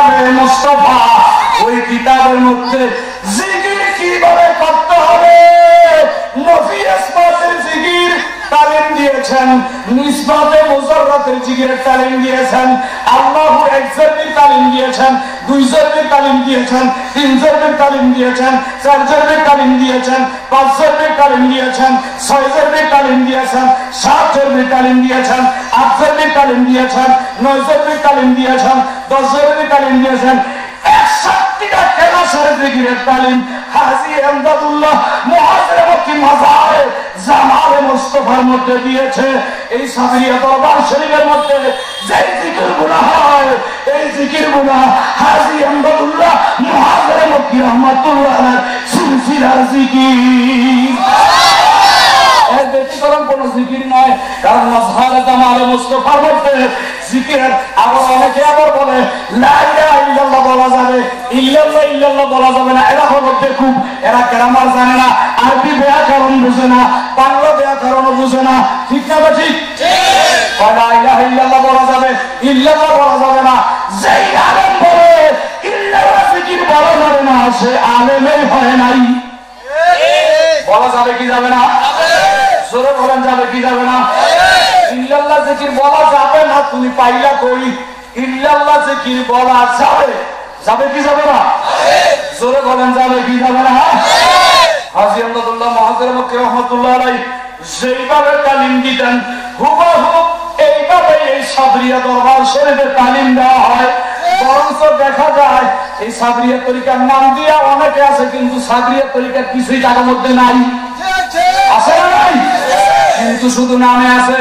একটু খেয়াল করে দেখেন সাবরিয়া তরিকার হাজী এমদাদুল্লাহ মুহাজির মক্কির কিতাব জিয়াউল কুলুব খুইলা দেখেন, হাজী এমদাদুল্লাহ মুহাজির মক্কির কিতাব কুল্লিয়াত ইমদাদিয়া ফয়সালা হাফতে মাসাইল খুইলা দেখেন, হাজী এমদাদুল্লাহ মুহাজির মক্কি রহমাতুল্লাহর যেই আকীদা যেই আমল ছিল এই সাবরিয়া দরবার শরীফের মধ্যে হুবহু হাজী এমদাদুল্লাহ মুহাজির মক্কি রহমাতুল্লাহর নিয়ম নীতি অনুযায়ী আমল হয়, এর বাহিরে কোনো আমল হয় না।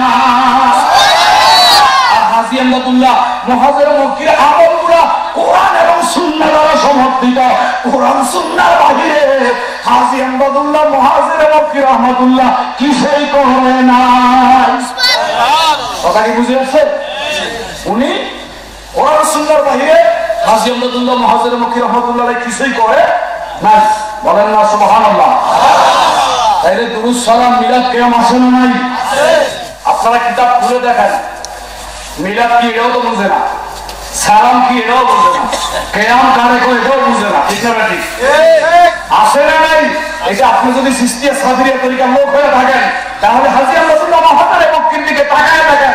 হাজী এমদাদুল্লাহ মুহাজির মক্কি বলেছেন ফয়সালা হাফতে মাসাইলের মধ্যে, আমার কাছে কিতাবটা বিদ্যমান উর্দু ভাষায় লিখিত, বলছে হাজী এমদাদুল্লাহ মুহাজির মক্কি যে আমি প্রতি বছর পবিত্র মিলাদ শরীফের আয়োজন করি, মিলাদে কিয়াম করি এবং মিলাদের মধ্যে আমি হাজী সাহেব তৃপ্তি পাই। বলেন না সুবহানাল্লাহ। এটা হাজী সাহেবের নিজের বলছে আমি নিজে প্রতি বছর মিলাদের ব্যবস্থা করি, তওয়াফের ব্যবস্থা করি, মিলাদে কিয়াম করি। কোন কোন সময় মিলাদের মধ্যে আমি আমার রাসূলকে উপস্থিত দেখি। হাজী এমদাদুল্লাহ মুহাজির মক্কি রহমাতুল্লাহ আলাইহি আজকে হাজী এমদাদুল্লাহ মুহাজির মক্কি সিলসিলা ঢাইকা হাজী এমদাদুল্লাহ মুহাজির মক্কি মানবেন না, তাইলে আপনি কেমন সিলসিলায় আছেন? কি বলেন? এই ভারতবর্ষে সিস্তিয়া সাদরিয়া তরিকা সর্বপ্রথম যার মাধ্যমে আসছে তিনার নাম হচ্ছে হাজী এমদাদুল্লাহ মুহাজির মক্কি রহমাতুল্লাহ আলাইহি। আর সেই হাজী এমদাদুল্লাহ মুহাজির মক্কি সুযোগ্য খলিফা ছিলেন আল্লামা আব্দুল্লাহ চিশতি সাবরি।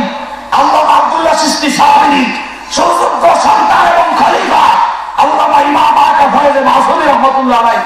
আর ওনার এই সুযোগ্য খলিফা এই ফরিদপুরের ডোমরাকান্দির জমিনে আল্লামা সাজ্জাদুদ্দিন চিশতি সাবরি। বলেন না সুবহানাল্লাহ। একটা নূরের বাতি, নূরের একটা ঝলক এখানে পয়দা হয়েছে। আব্বা হুজুর কেবলা শাহমান, আমি কি বলবো এটা হুজুর বলতে পারবে, শহর দিয়েছেন। আব্বা হুজুর কেবলার ওয়াজ শুনলে এত মজা লাগতো, ওনার কণ্ঠ শুনলে এতই মজা লাগতো। আমি একটু আব্বা হুজুর কেবলার কণ্ঠটা আপনাদেরকে শোনাই।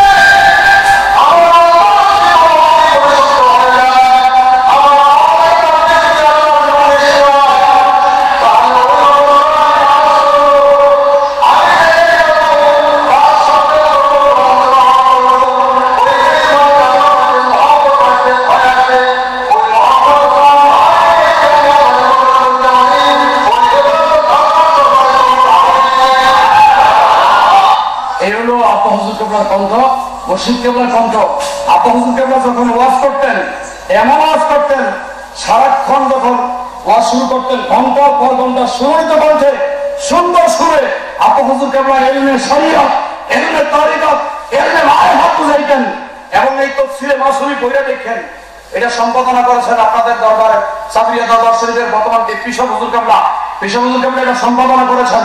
আব্বা হুজুর কেবলা তাফসীরটা লেখার আগেই বলছিলেন যে আমি একটা তাফসীর লিখে যাই, যে তাফসীর দেখলে অনেক আলেমদের মাথা খারাপ হয়ে যাবে। আর ঠিকই এমন একটা তাফসীর লিখছে, বিভিন্ন জায়গা থেকে আমারও ফোন দেয়, হুজুরও ফোন দেয়, তো হুজুর জীবনে তাফসীর পড়ছি, তাফসীরে মাসুরির মতো তাফসীর আর করি নাই।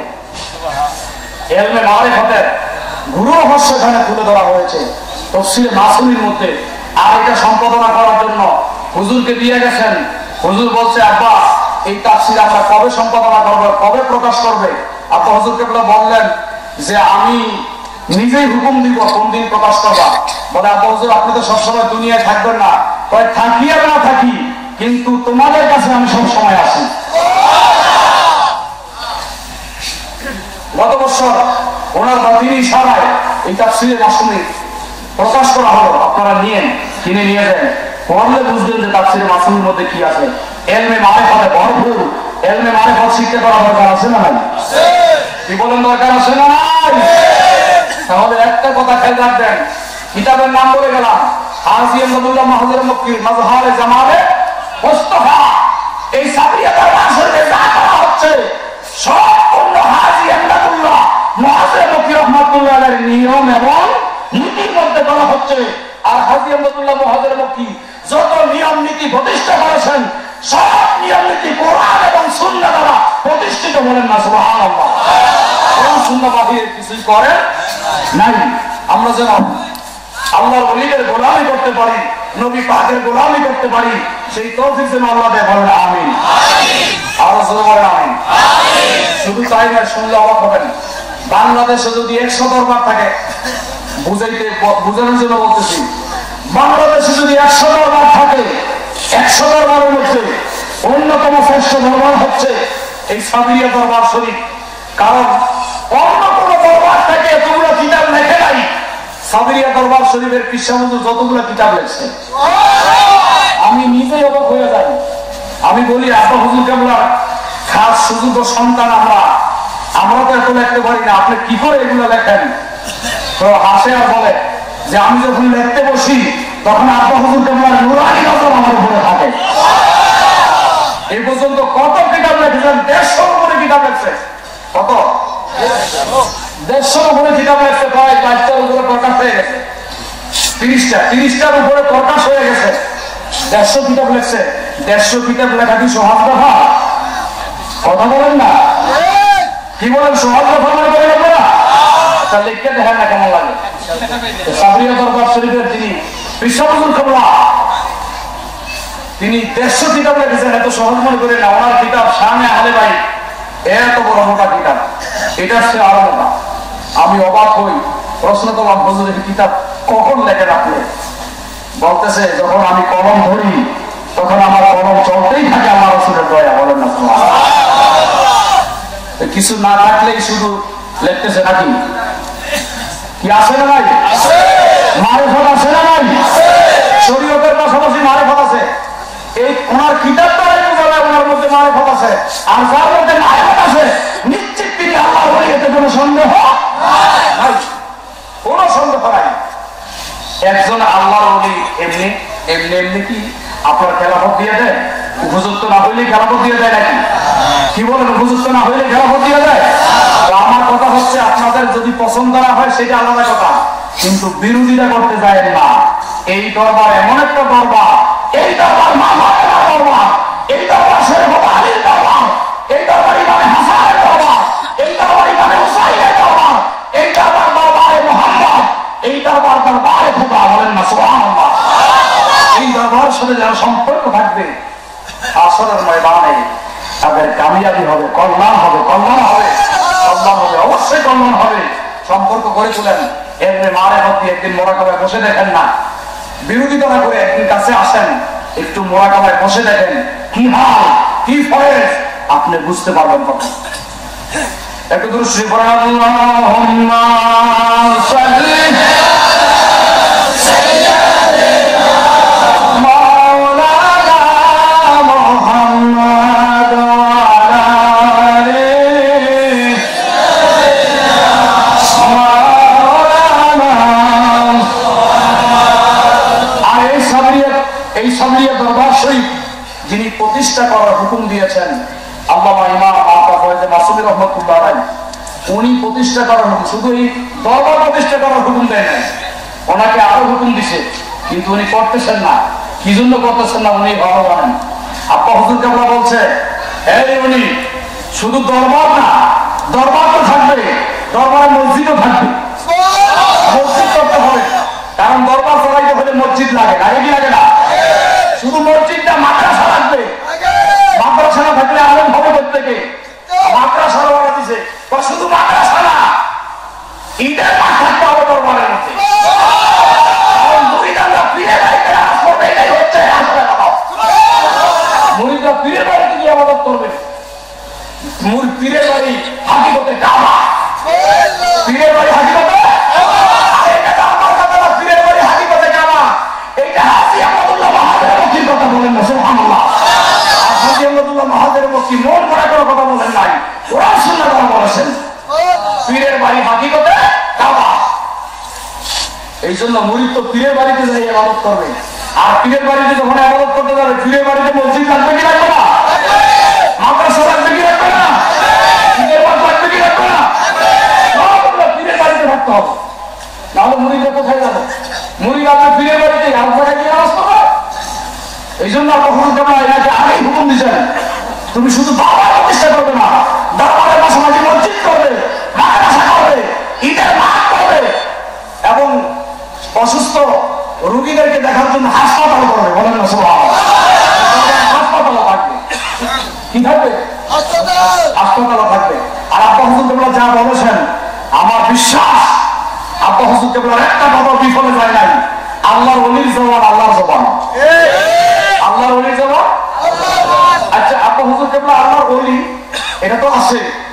আব্বা হুজুর কেবলার যেই বংশের নসব, আব্বা হুজুর কেবলার বংশের নসবটা আপনারা শুনলে অবাক হবেন।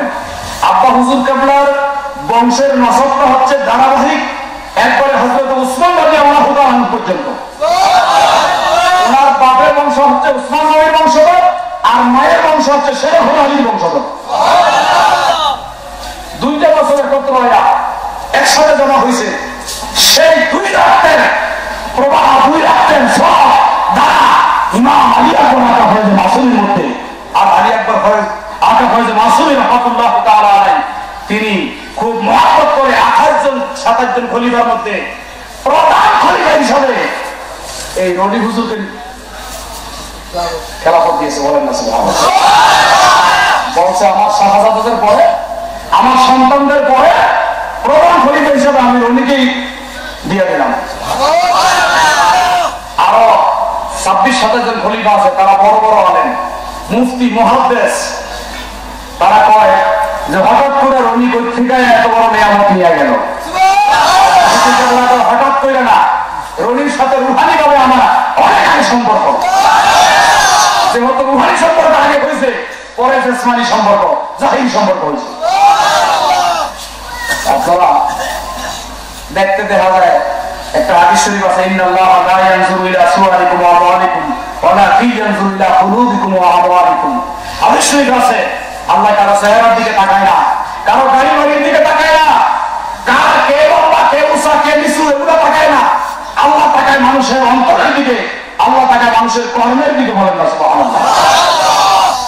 এই জন্য আপনারা হুজুর কেবলা এখানে দরবার প্রতিষ্ঠা করেছে, এই দরবার কিয়ামত পর্যন্ত জারি থাকুক।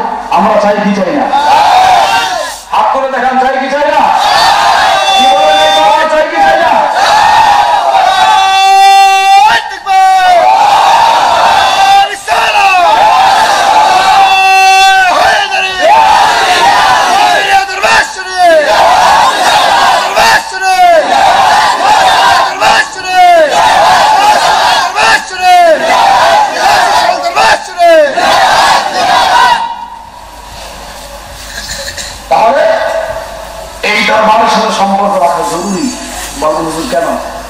কোরআনে বলছে কুনু মা'আস সাদিকিন, ওলি আল্লাহর সাথে সুহবত করো, বলেন না সুবহানাল্লাহ।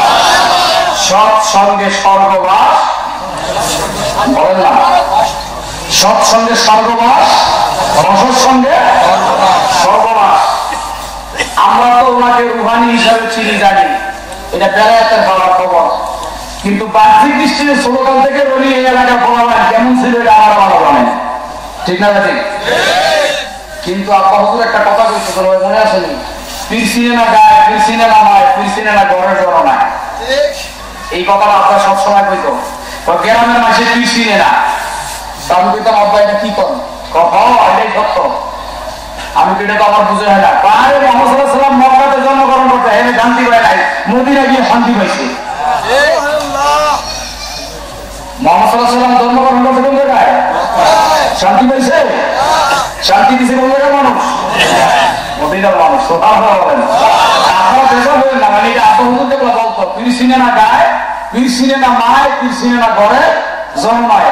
ওই গ্রামের মানুষকে দেখছি একদিন রনি আমার সামনে বড় হয়েছে, লাইন হয়ে আছে, হ্যাঁ বড় বিশ্বাস হয়েছে গা। আর মায় কয় হয়তো আমার ফের হয়ে গেছে, মায় কি কয় এত ফের হয়েছে, হ্যাঁ কত কিছু আমি করছি, হে আমার বিশ্বাস হইল কখন। আর বউ কয় হ্যাঁ আমাদের কত কিছু করে, হ্যাঁ বিশ্বাস, ঠিক না ঠিক? কিন্তু না, আবার কোনো কোনো জায়গায় একটু ব্যতিক্রম ঘটে। ব্যতিক্রম আছে না নাই? ব্যতিক্রম ঘটে। যেমন আমি আমার ওয়াইফের কথাই বলি। আমার ওয়াইফ আমাকে এত তাজিম করে, এত সম্মান করে, একেবারে প্রিয় মুর্শিদের মতো সম্মান করে। স্বামী স্ত্রী এরকম ব্যবহার আমার সাথে কোনোদিন করে না। যখন থেকে আসতে আমি প্রায় 16 বছর হয়ে গেছে বিয়ে করছি, এই 16 বছর ধরে আমার সাথে এমন বেয়াদবি কোনোদিন করে নাই, এমন তাজিম আমার সাথে দেখাইছে, মনে হয় যেন উনি আমার মুরিদ, আমি ওনার মুর্শিদ। এমন অবস্থা ব্যতিক্রম সব জায়গায় আছে না নাই? সব একরকম হয় না। কিন্তু একটা ইতিহাস আছে, আল্লামা আবুল হাসান খেরকানী রাহমাতুল্লাহ আলাইহি অনেক বড় ওলি ছিলেন, অনেক বড় ওলি। এক লোক মুরিদ হওয়ার জন্য আসছে, আইসা বাড়িতে গেছে, কি একবার পীর সাহেব হুজুর আসেনি? আবুল হাসান খেরকানী রাহমাতুল্লাহ আলাইহি বউ কয় কই গেছে, গোলামের ঘরে গোলাম কে জানে, কার কাছে মুড়ি দিতে না, যেই বেলা গলার বউ ঠিক রাখতে পারে না, রাগ করে গেছে, দূর হয়ে ফিরে গেছে মুড়ি তো মজাই গা যাইতে চাইতে। তো দেখতেছে এক লোক বাঘের ভিড়ে সওয়ার, কিসের ভিড়ে?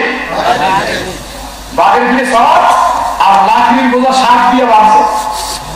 কি দিয়ে বাঁধছে? সাপ দিয়ে লাকড়ির বোঝা বাঁধছে। বাইন্দা বাঘের ভিড়ে দিয়ে, হ্যাঁ বাঘের ভিড়ে ওরা আরেকটা সাপ দিয়া কি বানাইছে? ছড়ি বানাইছে। অর্থাৎ আরেকটা সাপ দিয়া আইতে আছে। তো যাইতে আছে, আবুল হাসান খেরকানী রাহমাতুল্লাহ আলাইহি দেখে তো বুঝতে পারছি, কই গেছি না মুড়ি দিতে, কার কাছে? কই তো আবুল হাসান খেরকানীর বাড়িতে। কয় তো মুড়ি হইব না? কয় কি মুড়ি হন, যাইবে নিজের বউরি সিধা করতে পারে না এখনো। কয় কি হয়েছে বাবা? কয় গিয়ে কইলাম পীর সাহেব হুজুর কই? হ্যাঁ বউ বলে যে গোলামের গোলাম কই গেছে জানি না। তো সেই পীর সাহেবের কাছে মুড়ি দেবো। বাবা থামো, এই স্ত্রীর অশান্তি আজকে 40 বছর যাবত মাইন্ডা নেওয়ার কারণে আল্লাহ পাক আমার এই যে এমন খবর দিছে, পাগো আমার কথা হলো। আমি যদি স্ত্রী এমন সহ্য না করতাম, আজকে বাঘ আমার কথা শুনতো না, এই সাপ আমার কথা শুনে বেড়া কাকায় দেখে আসলে তো কথা আসা। আর বাঘের উপরে যে বেটা বলে দিছে, বাঘটা মানুষের কথা হবে, অবশ্যই সে আল্লাহ বলেন না সুবহানাল্লাহ। অনেক সময় দুই চারজন স্ত্রী ব্যক্তিগরম হইতেই পারে, হয় না? এরকম হয়। এরপরে শুনে যখন গেল বাড়িতে গিয়ে বলতেছে, আরে নবীদের স্ত্রীরাও কাপড় ছিল, এমন নবী, এমনও নবী আছে তার স্ত্রী কাপড়। আমরা বলেন নাই যে, যেমন লূত আলাইহিস সালাম, ওনার স্ত্রী ঈমান আনে না, স্ত্রী ওনার উপর ঈমান আনে নাই, দূর হ্যাকিয়ের নবী। এরকম আছে না? নাই আছে। এই কথার কথা হলো যে মূল উদ্দেশ্য হলো এটা নয় যে আমি ওনাকে উচ্চ মাকাম দিতেছি না, ওনার উচ্চ মাকাম আল্লাহ দিয়ে দিলে পৃথিবীর কেউ থামায় না। কথা বলেন না কেন? আল্লাহ যদি কাউকে ইজ্জত দেয়, কুলিল্লাহুম্মা মালিকাল মুলকি তু'তিল মুলকা মিম্মান তাশাউ ওয়া তু'ইজ্জু মান তাশাউ ওয়া তুযিল্লু মান তাশাউ বিয়াদিকা। আল্লাহ যদি কাউকে ইজ্জত দেয়, কিয়ামত পর্যন্ত সাত বেজ্জতি করে হাজারো মানুষ ইজ্জত দিল কাম হইতো হইব? আরে রনি হুজুরের ইজ্জত তো আল্লাহর পক্ষ থেকে আসতেছে। কোরআন বলছে ওয়ালিল্লাহিল ইজ্জাতু ওয়া লিরাসূলিহি ওয়া লিল মুমিনিন। ইজ্জত আপনি আল্লাহর জন্য, ইজ্জত আমার রাসূলের জন্য। মুমিন का माना है, मोमिन का माना वली है। इज्जत হচ্ছে ওলিদের জন্য। আল্লামা সাজ্জাদ হোসেন ওলি চিশতি সাবেরি নিশ্চিত ওলি আল্লাহ, এতে কোনো সন্দেহ নাই। তো ইজ্জত তো আল্লাহর পক্ষ থেকে আসতেছে। কার পক্ষ থেকে আসতেছে? আল্লাহ হুজুর আপনি বললেন কেন? আমি বলি নাই। আব্বা হুজুর কেবলা বলছে সে আল্লাহর ওলি। শুধু আল্লাহর ওলি না, আব্বা হুজুর কেবলা বলছে ৭০,০০০ ওলিদের মাকাম তোমার হাতের মধ্যে আছে। এত সহজ বলে করে না। আল্লাহর ওলিরা যেটা কয়টা সত্য নাকি মিথ্যা? বুখারীর হাদিস যদি সত্য হয় তাহলে ওলি আল্লাহর জমানো বুখারী শরীফের হাদিস আছে। রাসূল কারীম বলছে, আল্লাহ নিজে বলছে, সেই কথা রাসূল শোনায় দিয়েছে। রাসূল বলতেছে আল্লাহর বান্দারা ইবাদত করতে করতে করতে করতে এমন পর্যায়ে পৌঁছে যায়, এমন পর্যায়ে চলে যায়, আল্লাহ বলছেন তখন আমি আমার বান্দার হাত হয়ে যাই, আমি আমার বান্দার পা হয়ে যাই, আমি আমার বান্দার চোখ হয়ে যাই, আমি আমার বান্দার কান হয়ে যাই। অন্তঃপ্রত্যঙ্গ আল্লাহর নূরের সাথে মিশে যায়। অঙ্গ-প্রত্যঙ্গ আল্লাহর নূরের সাথে বুঝুন কেমনি? এই যে গ্লাস পানি দেখছেন নি, এই পানির মধ্যে যদি এখন একটু চিনি এনে ছেড়ে দেই, চিনি থাকবো? চিনি কি হয়ে যাবে? একবারে গলিয়া চিনিটা পানি হয়ে যাবে। চিনির অস্তিত্ব আর খুঁজে পাওয়া যাবে না। আল্লাহ আল্লাহ করতে আল্লাহ বেসবা ইয়ে সবন্ধায় বাবা এবার তার স্বভাব। জালালউদ্দিন রুমি বলেছে পানির মধ্যে চিনি দিলে চিনির অস্তিত্ব থাকে না, অসীম ক্ষমতা সসীম জ্ঞানীদের সাথে মিশে যায়। এই পানি যেমন চিনিকে পানির সাথে মিশে যায়, আল্লাহ অসীম ক্ষমতা সসীম ক্ষমতাকে নিজের নূরের সাথে মিশে বলা দিলে বলা যাবে।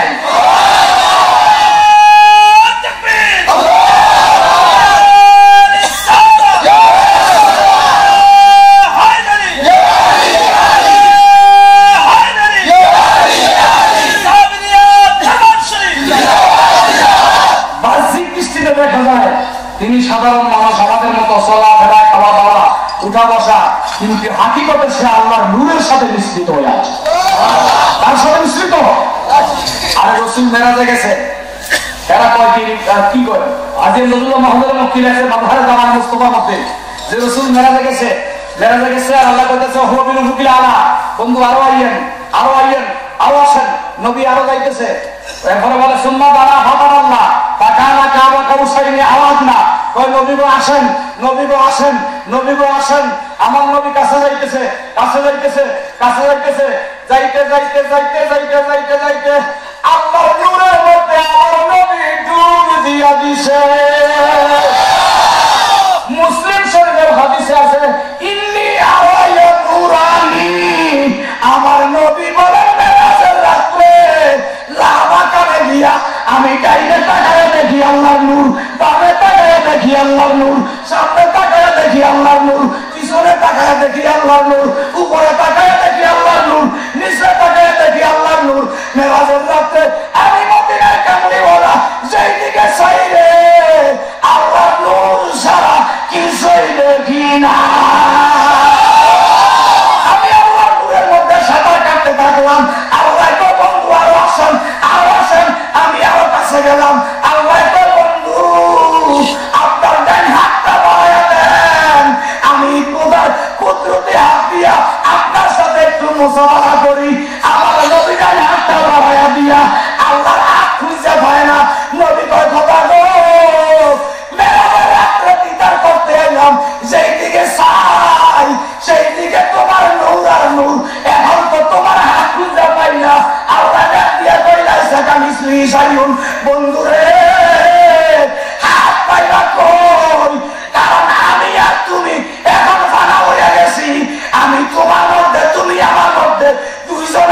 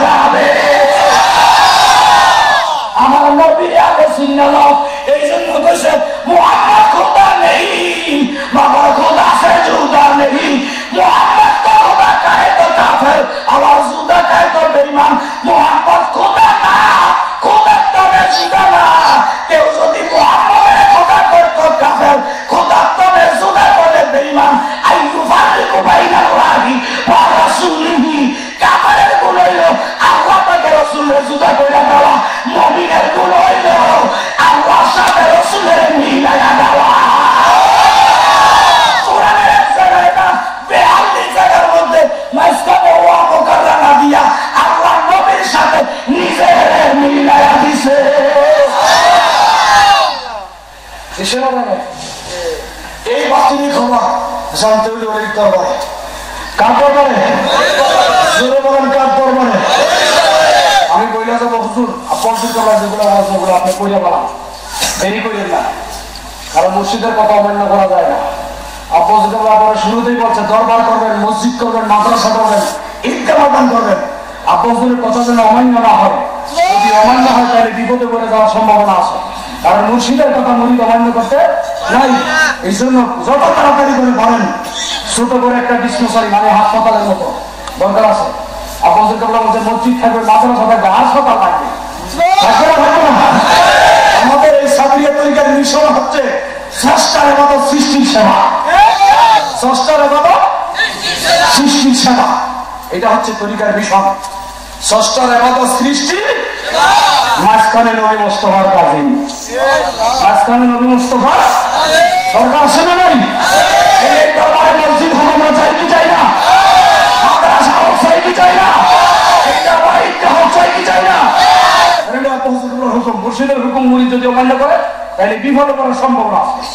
এই জন্য মসজিদের হুকুম যেন অমান্য না হয়। আপনাদেরকে আমরা যা কথা সেগুলো আপনি বাস্তবায়ন করেন, দেখবেন আল্লাহ পাক আপনার দরজা আরো বন্ধ করে দিবে। আপনাদেরকে আমরা তো বলছে আমি অনুমতি দিয়ে গেলাম, করেন তাড়াতাড়ি করে করেন, আল্লাহ পাক আপনার দরজাকে বৃদ্ধি করে বুলন্দ করে দিবে। আল্লাহ যেন আমাদেরকে ইমানের পথে কবুল করে বলেন আমিন। জোরে বলেন আমিন, আরো জোরে বলেন আমিন।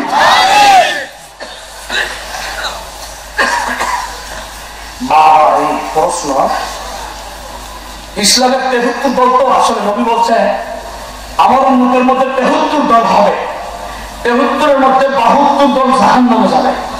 হাদিসের পরটা আমার এখানে উত্তর আছে, ওয়াইনা হাদিহিল উম্মাতা সাতাতারিফু আলা সালাসাতি ফিরকাতান কুল্লাহা ফিন্না ইল্লা মিল্লাতান ওয়াহিদা ক্বালা মান হিয়া ইয়া রাসূলুল্লাহ ক্বালা মা আনা আলাইহি ওয়া আসহাবি।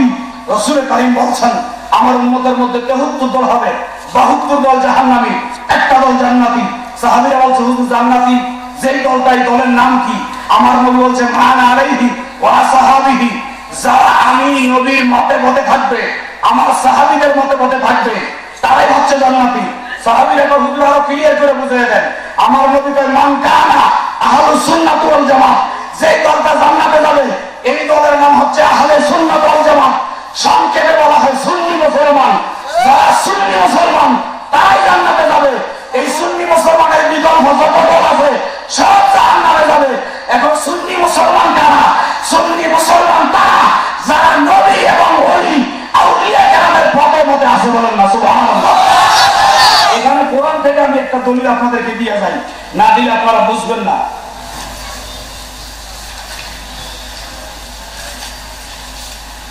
কোরআন থেকে একটা দলিল দিই,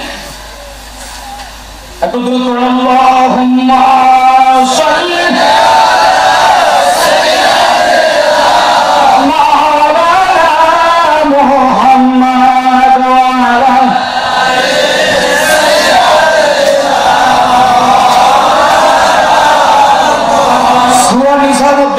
সূরা নিসার মধ্যে আয়াত, কোন আয়াত? জোরে কোন সূরা? সূরা নিসা। এক সাহাবী রাসূলের কাছে দরবারে গেছে, কার দরবারে? এই কথা বলে না, কার দরবারে গেছে? রাসূলের কাছে দরবারে সাহাবী গেছে, যারা বলতেছে ইয়া রাসূলুল্লাহ, ইয়া হাবিবাল্লাহ, আমি মুহাম্মদে আপনার উপর এতই কালেম হয়েছি, আমার মন সাক্ষী দিচ্ছে আপনি যদি দুনিয়ায় না থাকেন আমরা কার কাছে যাব? আপনি দুনিয়ায় না থাকলে আমরা কার কাছে যাব? আমার নবী তো মা ইয়ান্তিকু আনিল হাওয়া ইন হুয়া ইল্লা ওয়াহয়ুন ইউহা, আল্লাহর হুকুম ছাড়া নবী কোনো কথা বলতেন না। নবীজি বলতেছেন এই সাহাবী শোনো, আমি যদি না থাকি, একটু আগে আল্লাহ আমার কাছে আয়াত নাযিল করছে, ফাউলাইকা মা'আল্লাযীনা আনাল্লাহু আলাইহিম মিনান নাবিয়্যিনা ওয়াস-সিদ্দীকিনা ওয়াশ-শুহাদা'i ওয়াস-সালিহিন। আল্লাহ রাসূল কোরআনের আয়াত পড়ে শোনায় দিলেন আর বললেন নবীরা থাকলে নবীদের কাছে যাও, আর নবীদেরকে যদি না পাও তখন তোমরা সিদ্দিকদের কাছে যাও, সিদ্দিক মানে আবু বকর ওমর উসমান। আর যদি সিদ্দিকদেরকে না পাও শহীদের কাছে যাও, শহীদ মানে ইমাম হাসান হুসাইন।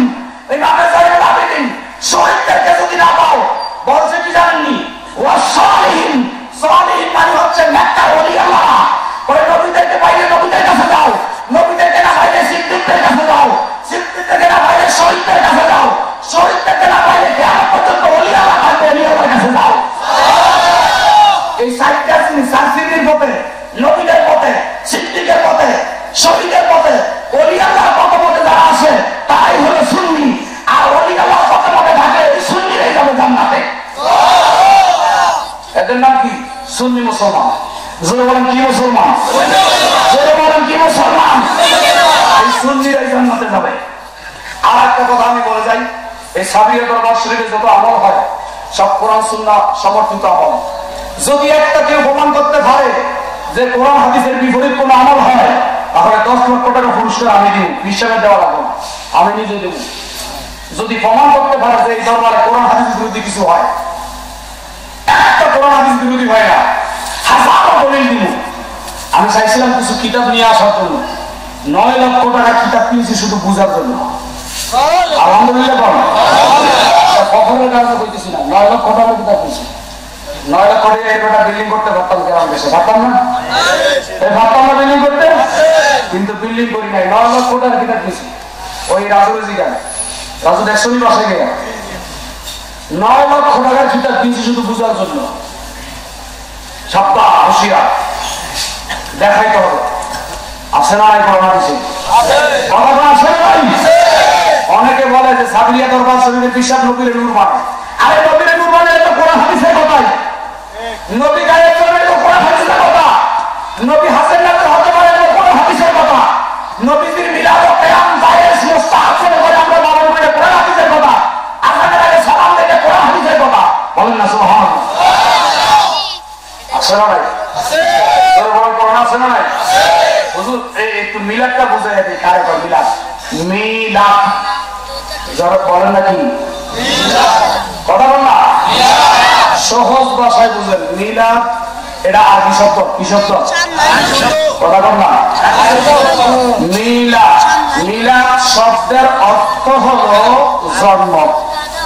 যারা বলেন কি আমার কথা বুঝেনি আমরা? মিলাদ শব্দের অর্থ কি? জন্ম। এখন যদি আমি বলি মিলাদ বেদাত, তাহলে জন্ম বেদাত। জন্ম কি? কার জন্ম বেদাত বলেন? মিলাদ শব্দের অর্থ হলো জন্ম। আর মিলাদুন নবী, মিলাদুন নবী শব্দের অর্থ হলো নবীর জন্ম। এখন যদি আপনি বলেন মিলাদুন নবী বেদাত, তাইলে অর্থ হয় নবীর জন্ম বেদাত। কেউ মানবেন এটা? আমরা নবীর জন্ম কি বেদাত? হ্যাঁ। এখন যদি বলেন হুজুর আমরা তো মিলাদুন নবী মানি, কিন্তু প্রচলিত ইয়া নবী সালামু আলাইকা এই মিলাদ মানি না। এক মুফতি ওই ঢাকায় থাকে, কি জানি নামটা আমার মনেই নাই, কি গাফফার নাকি? আব্দুল গফফার নেই। তো এই গাফফার সাথে আমার সাথে একবার কথা হয়েছে, এক মসজিদের মধ্যে মিলাদকে নিয়ে কথা হইল। মিলাদকে নিয়ে কথা হইতে গিয়া একটু কারাগারের মতো নেই, লোকটা কইয়া বলল এই মিলাদ কোরআনে থাকলে আমরা মানি না। তাহলে তার সাথে কথা বলা যায়? কোরআনে থাকলেও বলে মানে না। কোরআনে থাকলে যদি না মানে তাহলে কি কথা বলবো? বরঞ্চ আমার উচিত ছিল যে কোরআনে যদি দেখাইতে পারেন, হাদিসে যদি দেখাইতে পারেন, তাহলে আমরা মানবো। এটা বলে না ভালো হইতো। উনি বলছে কোরআনে থাকলেও মানি না, তাইলে তার সাথে আর কি কথা বলবো বলেন? তার মিলাদুন নবী মানে নবীর জন্ম। কার জন্ম? নবীর জন্ম কি বেটা? কথা বলেন বেটা।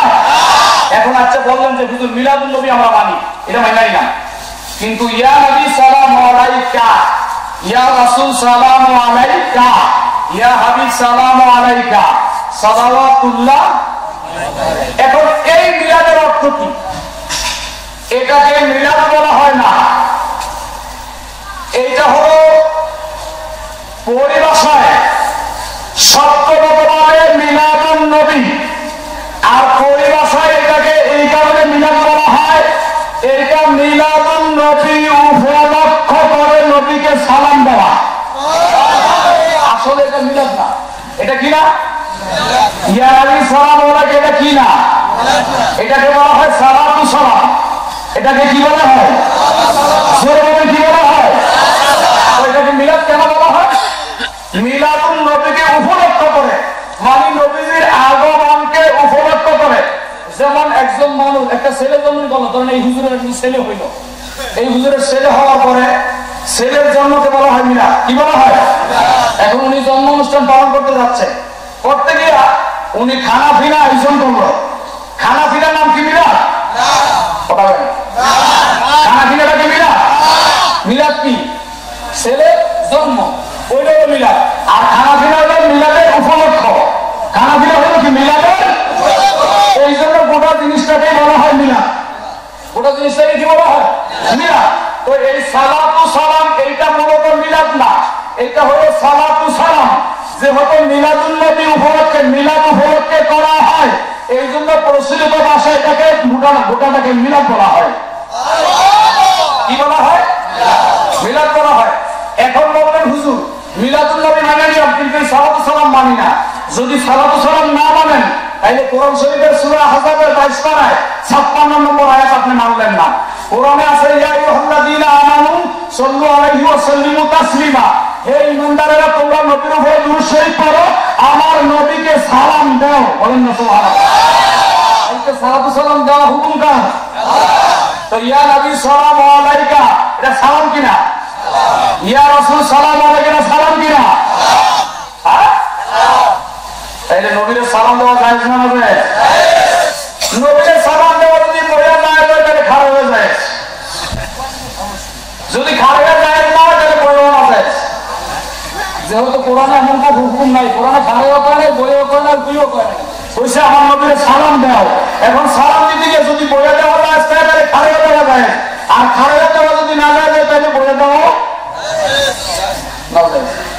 তাহলে তো সালাম বন্ধ হয়ে যাবে। সালাম কি হয়ে যাবো? তবে শোনেন, তাসলিমান তাজিমা, নবীর সালাম দিলে দাঁড়ায় দেওয়াটাই আদব। বলবেন হুজুর নবী কি হাজির হয়? আরে হাজির হওয়ার কি দরকার? নবী হাজির হওয়ার কি দরকার? হাজির হওয়ার তো দরকার নাই, নবীর সম্মানে দাঁড়ায় সালাম দিবি। আমার নবী ইচ্ছা করলে হাজির হইতেও পারে, হাজির হইতে পারে কি বলে না? যেমন ওই একটু বলে গেলাম হাজী আহমদুল্লাহ মুহাজির মক্কি রাহমাতুল্লাহ আলাইহি বলছে, আমি প্রতি বছর মিলাদের আয়োজন করি, মিলাদের মধ্যে আমি রাসূলকে উপস্থিত দেখি। বলেন না সুবহানাল্লাহ। এই রাসূলের পাক হাজির নাজির হতে পারে কি পারে না? জোরে বলেন পারে কি পারে না? কোরআন সুন্নাহ দ্বারা প্রমাণিত। আল্লাহ যেন কবুল করেন, বলেন আমিন। আওয়াজ দিয়ে বলেন আমিন।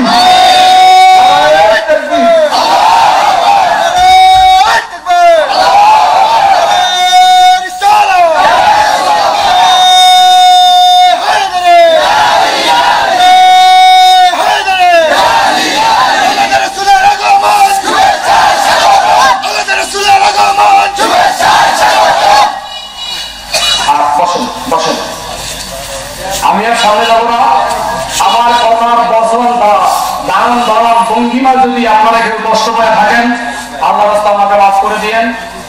আর যা বলেছি কোরআন সুন্নাহ থেকে বলেছি, হঠাৎ কথা কোনো বলি নাই। আমরা যদি আমার কথার মধ্যে ভুল করতে পারেন, আমার ফোন করলে হবে যে হুজুর আপনার এই কথার মধ্যে ভুল হয়েছে। আর যদি বলেন না হুজুর আপনার সাথে আমরা বসবো, আপনার এই কথাগুলো ঠিক না, আমি বসতে রাজি, যে কোনো সময় যে কোনো অবস্থায় যে কোনো জায়গায় আমি আপনাদের সাথে বসতে রাজি। আমরা যে কাজগুলো যে আমলগুলো করে যাচ্ছি এগুলো কোরআন সুন্নাহ সমর্থিত, আমাদের কাছে যথেষ্ট দলিল আছে, আমরা হক পথের মধ্যে আছি। আল্লাহ যেন হক পথে থাকার তৌফিক দেন, বলেন আমিন। আল্লাহ যেন সাবিয়াতের মহাজ শরীফের উত্তর বৃদ্ধি করে দেন, বলেন আমিন। এখন আমার হুজুর এসে গেছে, উনি আওলাদুর রাসূল, আমার নবীজির রক্ত, আমার নবীজির বেলাত তার মধ্যে আছে, বলেন না মারহাবা। আওলাদুর রাসূল, আওলাদুর রাসূল, আওলাদুর রাসূলের সে আমরা রাসূলকে দেখি নাই, রাসূলকে দেখি নাই, কিন্তু নবীর আওলাদকে দেখতে পাইতেছি, বলেন না সুবহানাল্লাহ। আওলাদুর রাসূল, আপনারা কেউ আখিরি মুনাজাত না দিয়ে যাবেন না। এই আওলাদুর রাসূলের দুই চারটা বাণী শুনে আপনারা যাবেন। আওলাদুর রাসূল আপনাদের সামনে বসা, আওলাদুর রাসূলকে দেখা মানে আমার নবীকে দেখা। আওলাদুর রাসূল সৈয়দ কান্দাম, ইমামে হাসান, ইমাম হুসাইনের বংশধর, বলেন না মারহাবা। আওলাদুর রাসূলের চেহারার দিকে তাকান, গুনাহ চলে যাবে। আল্লাহ যেন আমাদেরকে কবুল করে, বলেন আমিন। শেষ বেলায় বিদায় নেওয়ার আগে আমি আপনাদেরকে নিয়ে আরেকটা স্লোগান দিতে চাই, দুই হাত তোলেন, আরো উঁচু করে তোলেন, একটা কাজ দেন, কাজ দিতে কষ্ট লাগে না, আরো জোরে কাজ দেন, একটা স্লোগান, নারায়ে তাকবীর, নারায়ে রিসালাত, হায়দারি, হায়দারি,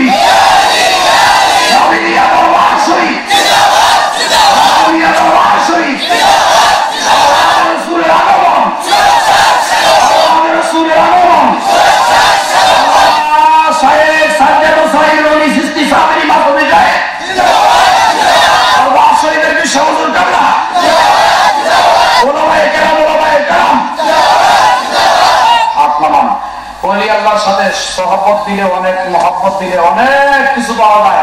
আর যারা ওলি আল্লাহর সাথে আত্মীয় করছে তারা তো আরো অনেক মর্যাদা পান।